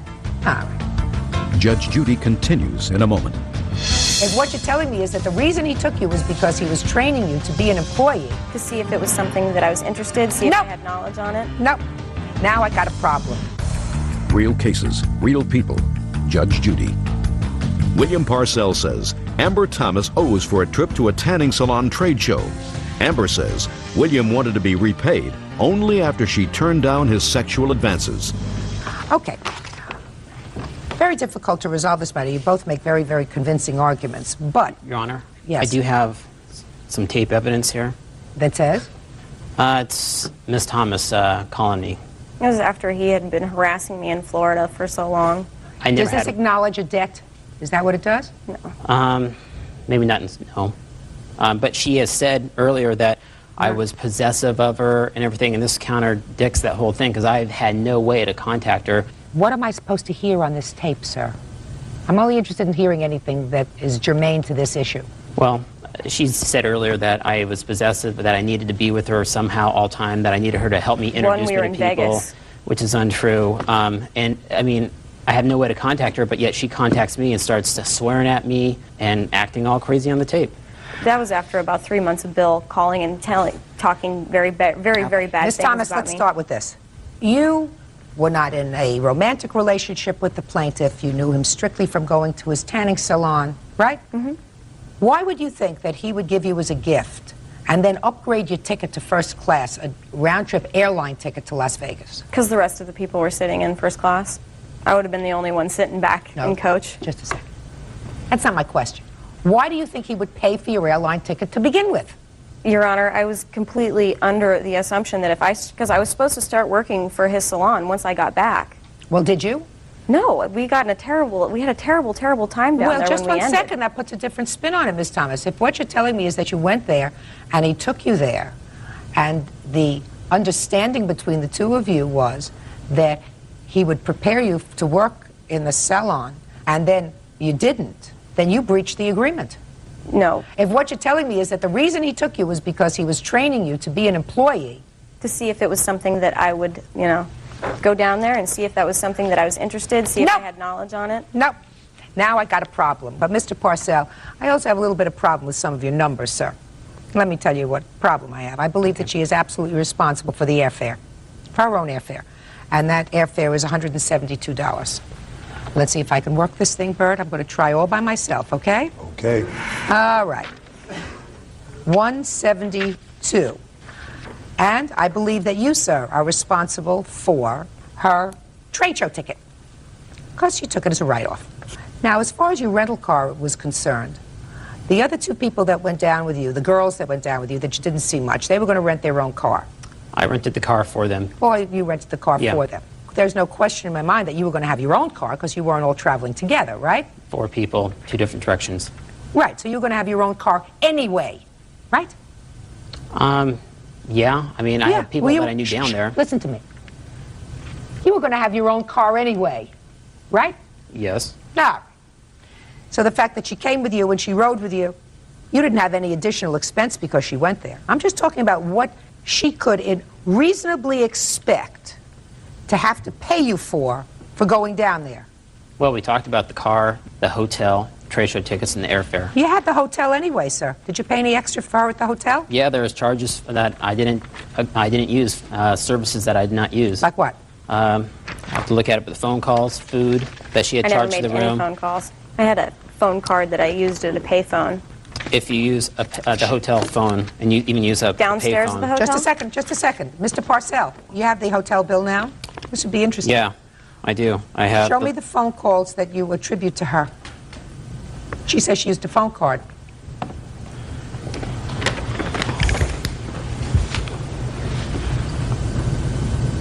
There aren't a whole lot of phone calls on this. There's only one phone call, long distance call, for $1. One for $1. Judge Judy continues in a moment. Mr. Parcell, you had no additional expenses because she shared the hotel room with you. You would have done that anyway. You had no additional expenses for the car that you rented. You would have rented a car anyway. The only additional expense that you had, because Ms. Thomas went, was the airline ticket. And I think she should be responsible to pay that back to you, because quite frankly, I don't think that there was a meeting of the minds that you had with regard to what the contractual arrangement was between you as far as her paying you back. I do believe that there was some sort of an agreement that you had that she would come back and she would work in your salon. She decided not to do that. She evidently didn't like your attitude, or something happened down there that she decided that this was not going to be her life's profession. That being the case, she should be at least responsible for your direct out-of-pocket expenses as a result of her going with you. As a result of her going with you. And your out-of-pocket expenses as a result of her going with you were $172. The rest of it, you would have paid for anyway. Judgment for the plaintiff in that amount. That's all. Parties are excused. You may step back. Parties have been sworn in, Judge. You may be seated. Sir, have a seat, please. Miss Osland, you're really involved with this case. Is this your husband? Yes, it is. Your daughter had a baby. Is this Yes, your ma'am. first grandchild? Yes, ma'am. And according to you, you bought a camcorder for her to record and memorialize the baby's first smile, coming home, and you loaned it to her. Yes, ma'am. And she refuses to return it to you. Yes, ma'am. But what I gather precipitated this bad blood between you and your daughter, I'm sure there's a lot more underneath, Oh, yes. is that at some point you went to a shopping mall to take pictures of the new baby, right? Yes, ma'am. And they took pictures of the new baby that was supposed to be your pictures. Yes, ma'am. And your daughter and you had some sort of a falling out. So she went to pick up the pictures. There was a fight, so now you want the pictures and you want the camcorder. Daughter says the camcorder was a gift, and I don't know what she says about the pictures. That's not true, Your Honor. Okay. When the baby was born, was everybody happy? Yes. She invited me down to the delivery room, and I was in the delivery room Is that with her right? and everything, yes. Yes, Your Honor, I did invite her. So everything was okay. So the baby was born. Yes, ma'am. Boy or girl? Little girl. How long did you stay in the hospital? Less than 24 hours. So it was an easy delivery, Very. in and out? Or just out? Quick. Who took you home from the hospital? My boyfriend did. You're the boyfriend. Yes. And you live together with your boyfriend. Yes, Your Honor. Any plans to get married? Not right now. Any reason? Just not ready. Ready to have a baby but not get married? It wasn't planned. But you are living together as a family. Yes. When did you buy the camcorder? Before or after the baby was born? Before. And when did you physically allow your daughter to have possession of the camcorder? It was, let's see, a day after the baby was born. My sister had just had a baby, too, and then we all went to the hospital after she had her baby. So you saw her in the hospital? Yes. And is that when you turned the camcorder over to her? Yes. She's And- lying. She gave it to me a week before the baby was born. So let me hear your version of what happened. Okay, we went to the hospital, me and my sister, to visit, and then I gave my daughter, that day I gave her a Harley Davidson outfit that my husband wanted the baby to wear. Okay. And the camcorder. What did you say to her when you gave her the camcorder? I told her, this is to film your baby with. And that's what you said to her? Yeah, I didn't say it was a gift. You didn't say it was a gift? No, According ma'am, to I you, you didn't. didn't say it was a gift, and you didn't say, I'm loaning this to you. You said, I want you to use this to record the Yes, baby. ma'am. Yes. Now, according to you, let me hear your version of how the camcorder came into your possession. I was on maternity leave. I went on maternity leave a week early from work, and I went over to visit, and they gave it to me in a little Harley-Davidson handle bag.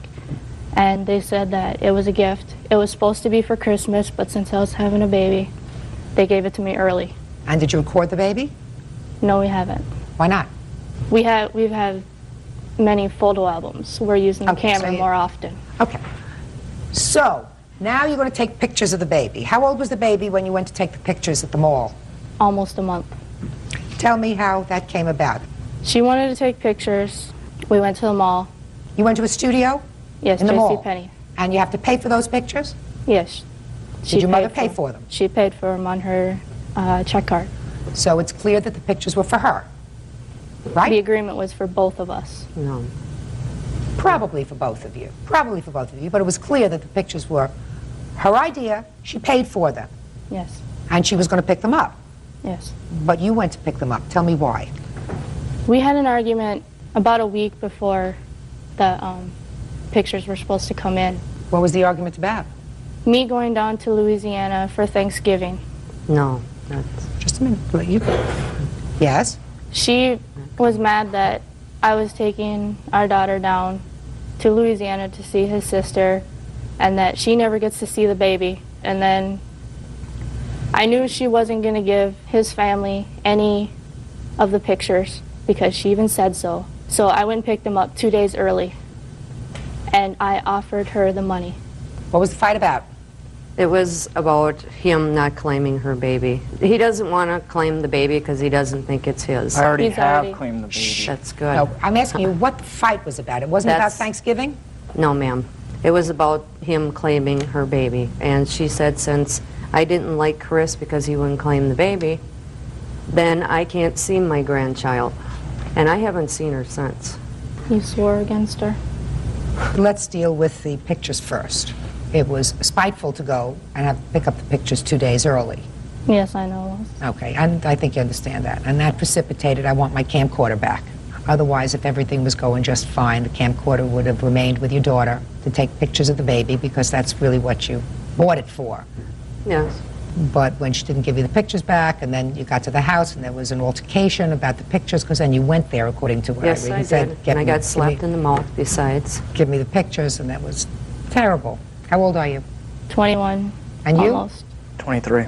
Other than this incident and the normal kind of things that you have with parents, especially that girls have with their mothers, you know, that's a very unique kind of relationship.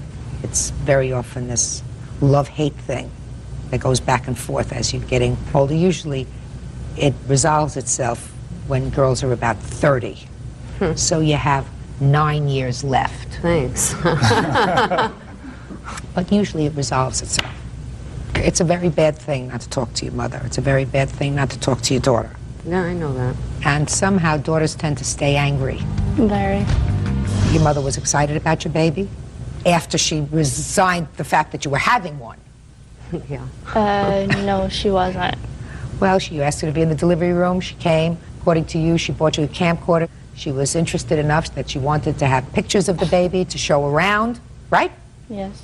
So she was involved. After a while, yes. Well, it takes some time, Julie. She wanted me to abort it at first. Julie, listen to me.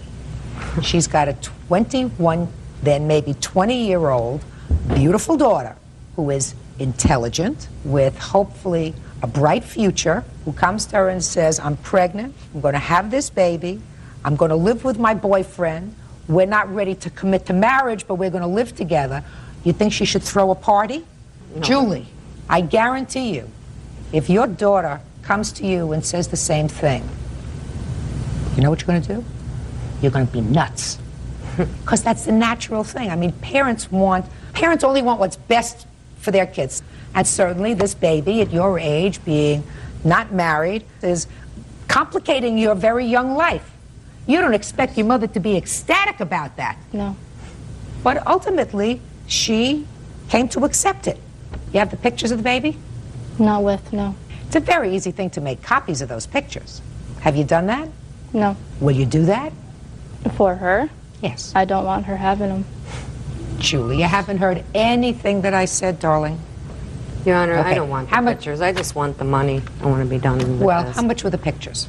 They were $182.47. You were absolutely entitled to the money for the pictures. Yes, I I think that want the my camcorder is a different story. I honestly believe that the camcorder was given to your daughter, and that the reason you now say you want it back is because of this terrible altercation with regard to these pictures and the fight that you had, which should have been over a long time ago. But Julie, you're still angry. Yes, I am. Get unangry. I'm more hurt. Join the crowd. Parent, listen to me. Parents aren't perfect. Doesn't mean that your mother loved you any less. She came around eventually, right? Yes. Came around. It's been going on for 8 years now, though. Practically since you became a teenager. Yes. Wait until your daughter turns 13. Yeah, I can't wait. You know what, Your Honor? I Trust- can't wait. Trust me. You'll see your daughter doing certain things. You'll try to discourage her from doing those things, and there's that friction. And it's usually with mothers who had made sufficient number of mistakes to say, listen, I made those mistakes. I don't want my daughter to do what I did. And then there is a clash, and it usually doesn't get over for a long time. So try to get unangry. Parents aren't perfect. Kids aren't perfect. There is that unconditional love you're supposed to have.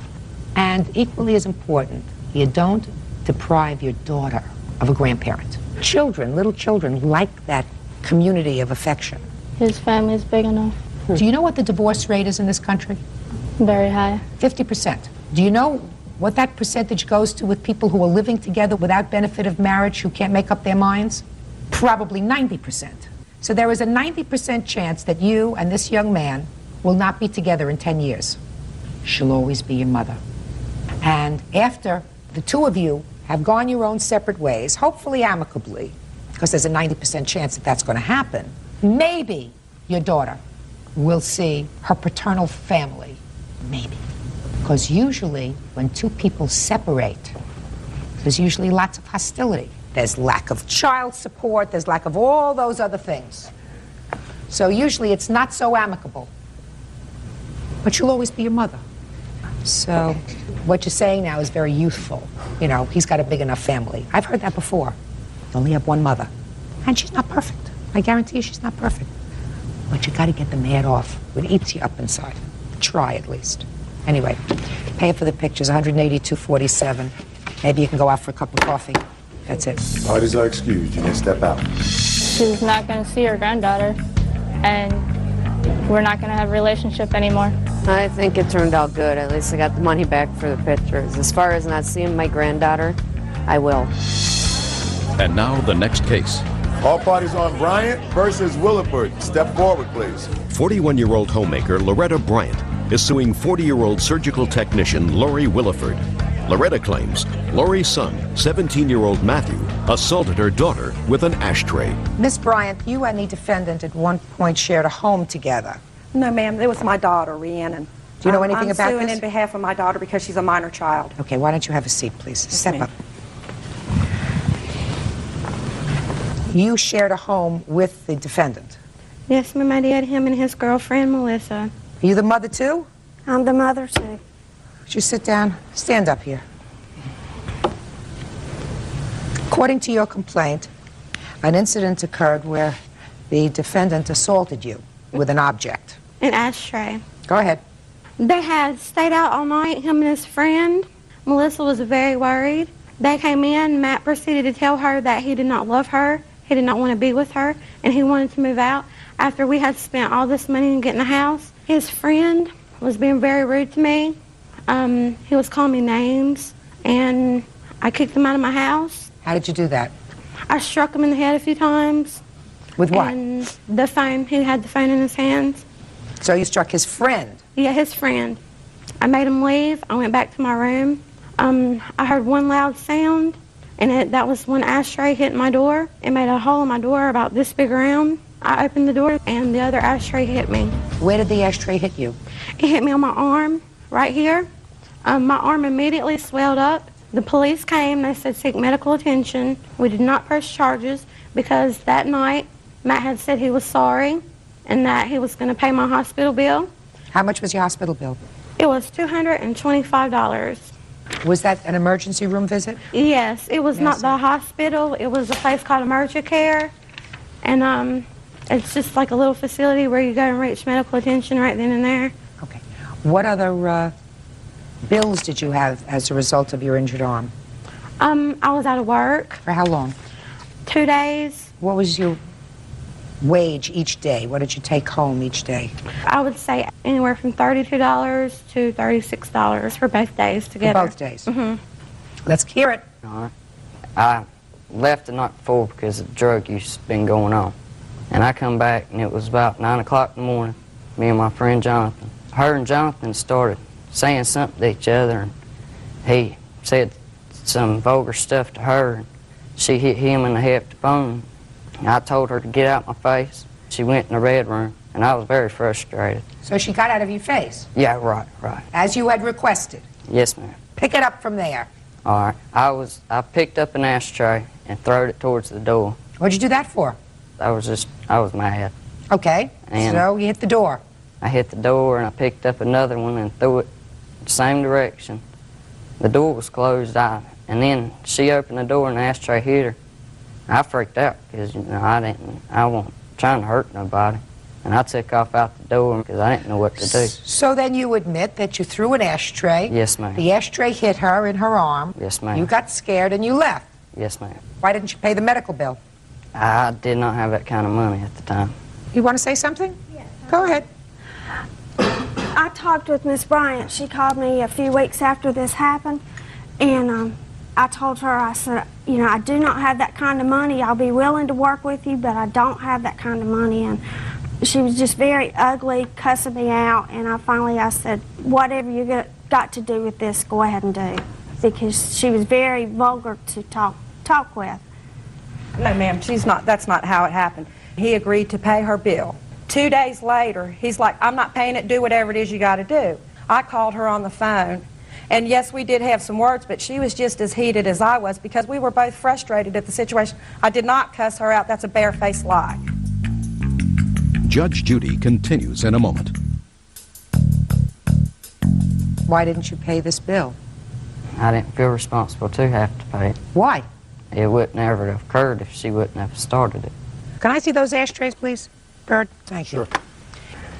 Even though you didn't intend to hurt her, you intended to vent your frustration at the door, right? Correct. Which is the ashtray that hit you? The blue one. It had charcoal on it. Just a minute. That's a pretty heavy weapon. You know you could kill somebody with that? I was not thinking at the time. Right. Well, if you're not thinking, then you're acting stupid. And if you're acting stupid and you cause injury to somebody, you have to pay for it, right? Yes. Ah! I'm going to say one thing to you. The person that you hit on the head with the telephone would have the same complaint about you. And the first person to use any physical force, was who? That was me. Right. Not smart. So the violence in that, the physical violence, was started really by your daughter. Not against him, but against somebody else. You are clearly responsible for the injury to her arm. I don't have your friend Jonathan here, who was clobbered over the head, so I don't have to deal with that. Was there any repercussion as a result of that assault? No, ma'am. Jonathan just took care of the bump on his head, is that right? Jonathan had a lot of personal problems anyway. Well, being hit on the head with a telephone didn't help. All right, the bills that I see here, are, together with the medical bill, $261. So what do you think that Matt should pay? I think Matt should at least pay the bills. Pay what he agreed to pay. Absolutely right. And for your day's wages. Mm-hmm. $261, judgment for the plaintiff, that's all. Parties like case number 41 on the calendar in the matter of Poncelet Del Sol versus Howell. Parties have been sworn in. You may be seated. Sir, have a seat. Is it Miss Del Sol? Yes. You were hired by the defendant, according to your complaint, to be makeup artist in a photo shoot that he was organizing on the island of Antigua? Almost. It was a feature film, actually. And you traveled to Antigua. Correct. And it is your claim that he owes you money. He says that he paid you some money, actually, but you left the project and you were a nut while you were there, and you caused him to spend thousands of dollars in downed production time and your replacement, and he has a counterclaim. How much was he supposed to pay you? $2,000 for my services. So far, is that correct, Mr. Howell? Yes, it is. And what kind of film were you making? It's an action flick. How much money did you have to make this film? About 150,000 US. Have you ever made a film before? Yes. How many films? 2 prior to this. Where? In what country? I made one in Antigua, and I made one in New York. Was the one that you made in New York a full-length feature? Yes, it was. Did it sell anything? It's in production, post-production. Was the film that was made in Antigua completed? It was completed. Okay. How much were you paid by him of the $2,000 that was agreed upon? $600. When did you arrive? I arrived January 16th. When did you leave? February 1st. When were you supposed to leave? February 10th. So you didn't complete the job? No. Tell me why. Because he basically sexually harassed me. The cast was sexually harassing me. They failed to provide me with food and water as agreed upon 3 times a day. Various violent things happened. What did you eat? I was lucky to eat 1 time a day, and usually it was a couple pieces of lettuce and an egg. Sometimes I got something called goat water, which is what they do when they take a goat and they kill it and they put it in some rainwater on the front lawn and they boil it, and it's not quite soup. Where did it say in your contract that he was supposed to provide you with meals? I actually never received a written contract. That was another reason why we are having this trouble. We have a verbal contract. The contract included that he would pay me for my services rendered, for my makeup kit expenses, for my lodging, food, and transportation, and he was also supposed to supply me with a cell phone, which he never did. And in exchange for all of that, you were supposed to work from January 16th to February 10th? Correct. But you didn't work to February 10th? I was unable to. Why? Through the circumstances that they were putting me through. How many other people left? I actually heard a few rumors that a few other people... I'm not interested in rumors. Okay. How many people that you know that you're going to be able to name for me left the production? I do know for a fact that the wardrobe lady left. Did the wardrobe lady leave? No. Did she finish the production? She did finish the production. Did she leave before or after you did? Before. So you actually knew she left? Right. I didn't see her. Well, why didn't you tell me that first? It's slipped my mind. I'm sorry.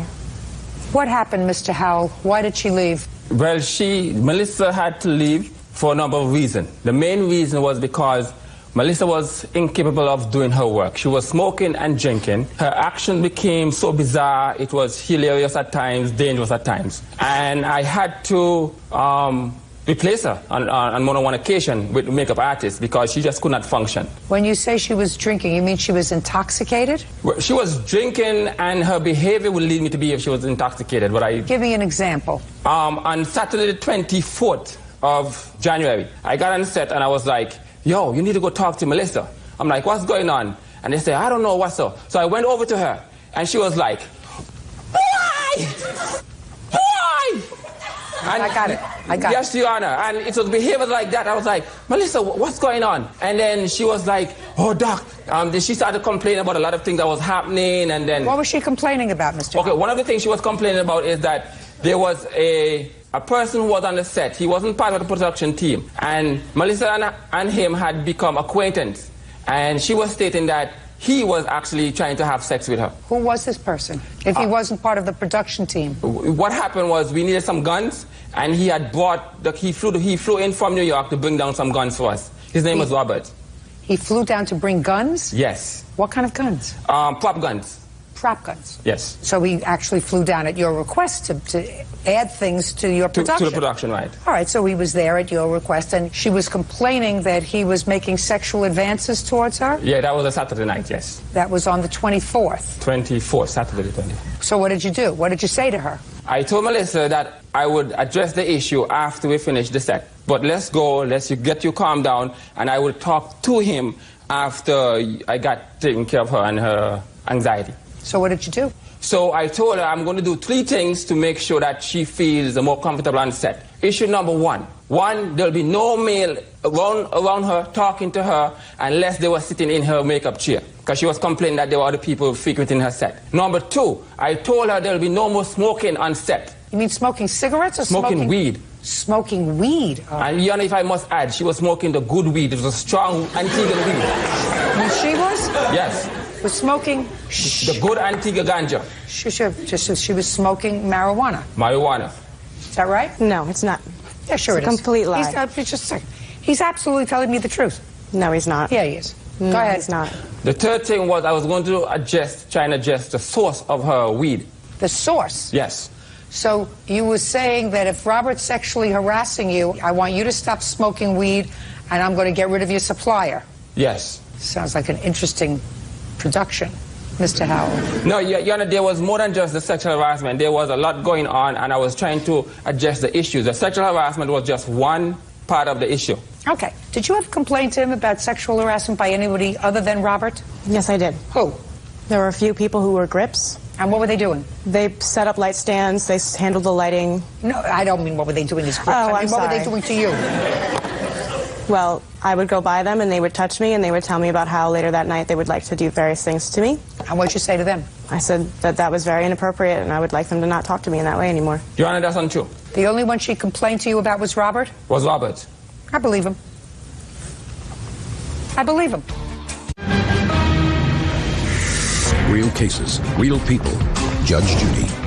Melissa Poncelet del Sol says director Dr. Noel Howell owes for her services as a makeup artist on his film. Dr. Howell is countersuing for money owed. Now, I just want to know why you left on February 1st. Because he no longer was giving me the means to do my job. He kept confiscating my makeup kit every night, so I wasn't able to clean and organize my brushes and my makeup kit. So I would arrive to set with dirty brushes. I finally said to him, this is unacceptable. As we've spoken about this many times, I need to be able to have my makeup kit in my possession at night so that I can organize it, clean my brushes, and arrive on set and do my job. Was there ever a time... Sorry?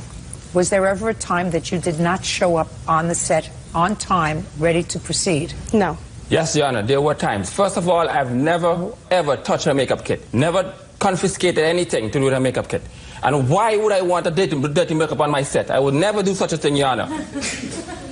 I don't understand why he took your makeup kit. I frankly don't understand either. However, I do know that when it was finally returned to me, $4,000 worth of makeup was removed from it, and I'm not sure if it's because he wanted to keep it to give to his new makeup artists to use on his film. Who bought the makeup? That was my makeup. You purchased the makeup, and he stole your makeup? Yes. Yeah, I have receipts here that I gave her my credit card over the phone. She used a credit card. She bought makeup with a credit card.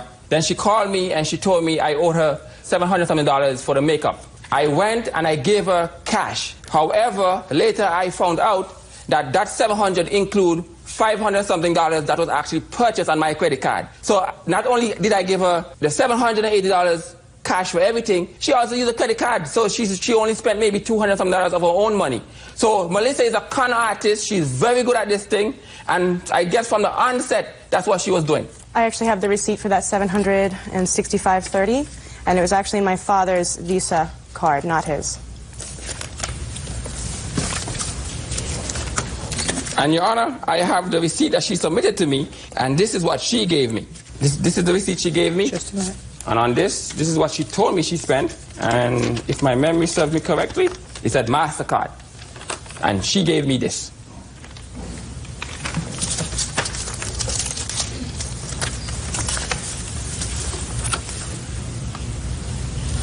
This receipt that you gave me is for $532.60. Right. What she has here is $765 purchased on the 13th of January. Yeah, Your Honor, I have the rest of the receipt. This is what she gave me. She gave me everything here together, $776. And that what she gave me was supposed to be, this was supposed to be cash. And that part of it was supposed to be the credit card. Did you take back any makeup from her? I did not. Did you take any makeup from her kit? I did not. Did anybody as part of your production team? Someone might have, but not to my knowledge. The only thing that I know, there was a bottle of blood that was left in the office that we end up using. What I'm asking you is, did you or anyone at your direction take makeup from her kit? No. Okay. I have a list of the missing makeup inventory. Just a second.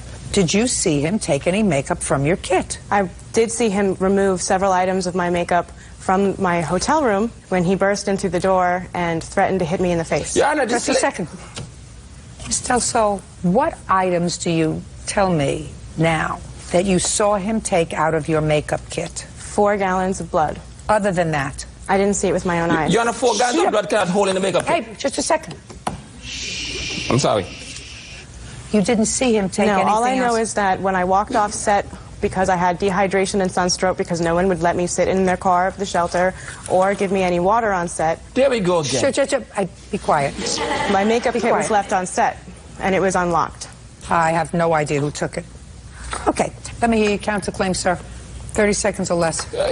Your Honor, because of her behavior, her inability to perform the job that she was expected to do, I had to bring in an assistant, I had to bring in another makeup artist. I also ended up paying a hospital bill because of her behavior. She was seen by a doctor there. What were you seen by a doctor for? He actually forced me to see a doctor while I was there. Just and it a was second. to die. Well, at the time I had no idea. After I was seen by the doctor, I was told that I was not homicidal or suicidal, which was rather shocking. So you went to see a doctor in Antigua? Yes, but it wasn't that I went to go see them. We were actually shooting a scene in a clinic that day. So he escorted me into the clinic, and I thought I was going in there to set up my makeup kit. And then suddenly I was alone in a room with the doctor. Don't go on any more photo shoots to Antigua. I won't. Very good. Mr. Howell, when you have a large production staff, sir, I assume you've had difficulties before, of various kinds, not necessarily with makeup artists, but with people who aren't performing their job. Would that be a fair statement? Yes. And you had to replace them? Yes. Have you ever sued anybody for that, sir? Not as yet. You will be unsuccessful if you sue them. You want to know why? Why? Because the courts are busy enough. You got to choose your people better. Get better recommendations. Do whatever you have to do as the CEO of this organization to make sure that you hire people who can do the job. But you don't go around suing them afterwards if your production is slowed down. Not afterward. Listen to me. We're too busy to clean up after CEOs who don't do their homework and hire appropriate people. And if there's something wrong with her because she has a mental disability, which I assume that you thought she had if you took her to a doctor, then you didn't do your homework carefully enough. But you don't get paid for that, sir. Your counterclaim is dismissed. Similarly, madam, you did not fulfill your contract. You went home. You have no proof that he stole your makeup. I'm not sure what happened there. You got paid a little. It wasn't a pleasant experience. Yeah, it was the weed. Hey, listen to me and don't interrupt me. Did I give you plenty of opportunity to talk? Yes, Your Honor. I assume that the plaintiff was not the only one on your set who was smoking this wonderful weed that they had in Antigua. I assume that that would be correct, sir. Look over there at his face. Was he there? Yeah, he was there. You get my drift? Yeah. I don't smoke. Good. Me neither. But I'm sure there were people there who did. Right? Yeah, Melissa. Only her? You think that I believe that? No, a few. A few.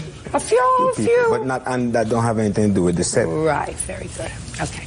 Goodbye, folks. I don't think you have a case, madam. You got paid some money. I know he doesn't. That's all. Parties are excused. You may step out. Melissa was smoking weed. Completely false and hilarious. And the weed is too strong for her. That I do not smoke marijuana. And I know that her behavior and everything is the weed. So that's just totally false. Let me tell y'all, don't mess with the Antigua weed. It's wicked. Don't deal with con artists. Don't mess with the weed. And now the next case. All parties in the matter of McCullough versus Bongiorno, step forward, please. Robert McCullough is suing a former bandmate of his daughter's friend, Joseph Bongiorno, for the return of his musical equipment. Mr. McCullough, it is your claim that the defendant has a piece of music equipment that belongs to you. Actually, two pieces, Your Honor. An amp and something else. And a controller for it, yes. The defendant acknowledges that he has the equipment. He said it's his. You gave it to him. Okay. That's your defense, correct? Yes, ma'am. Okay. Where is it? It is currently in my possession at my home.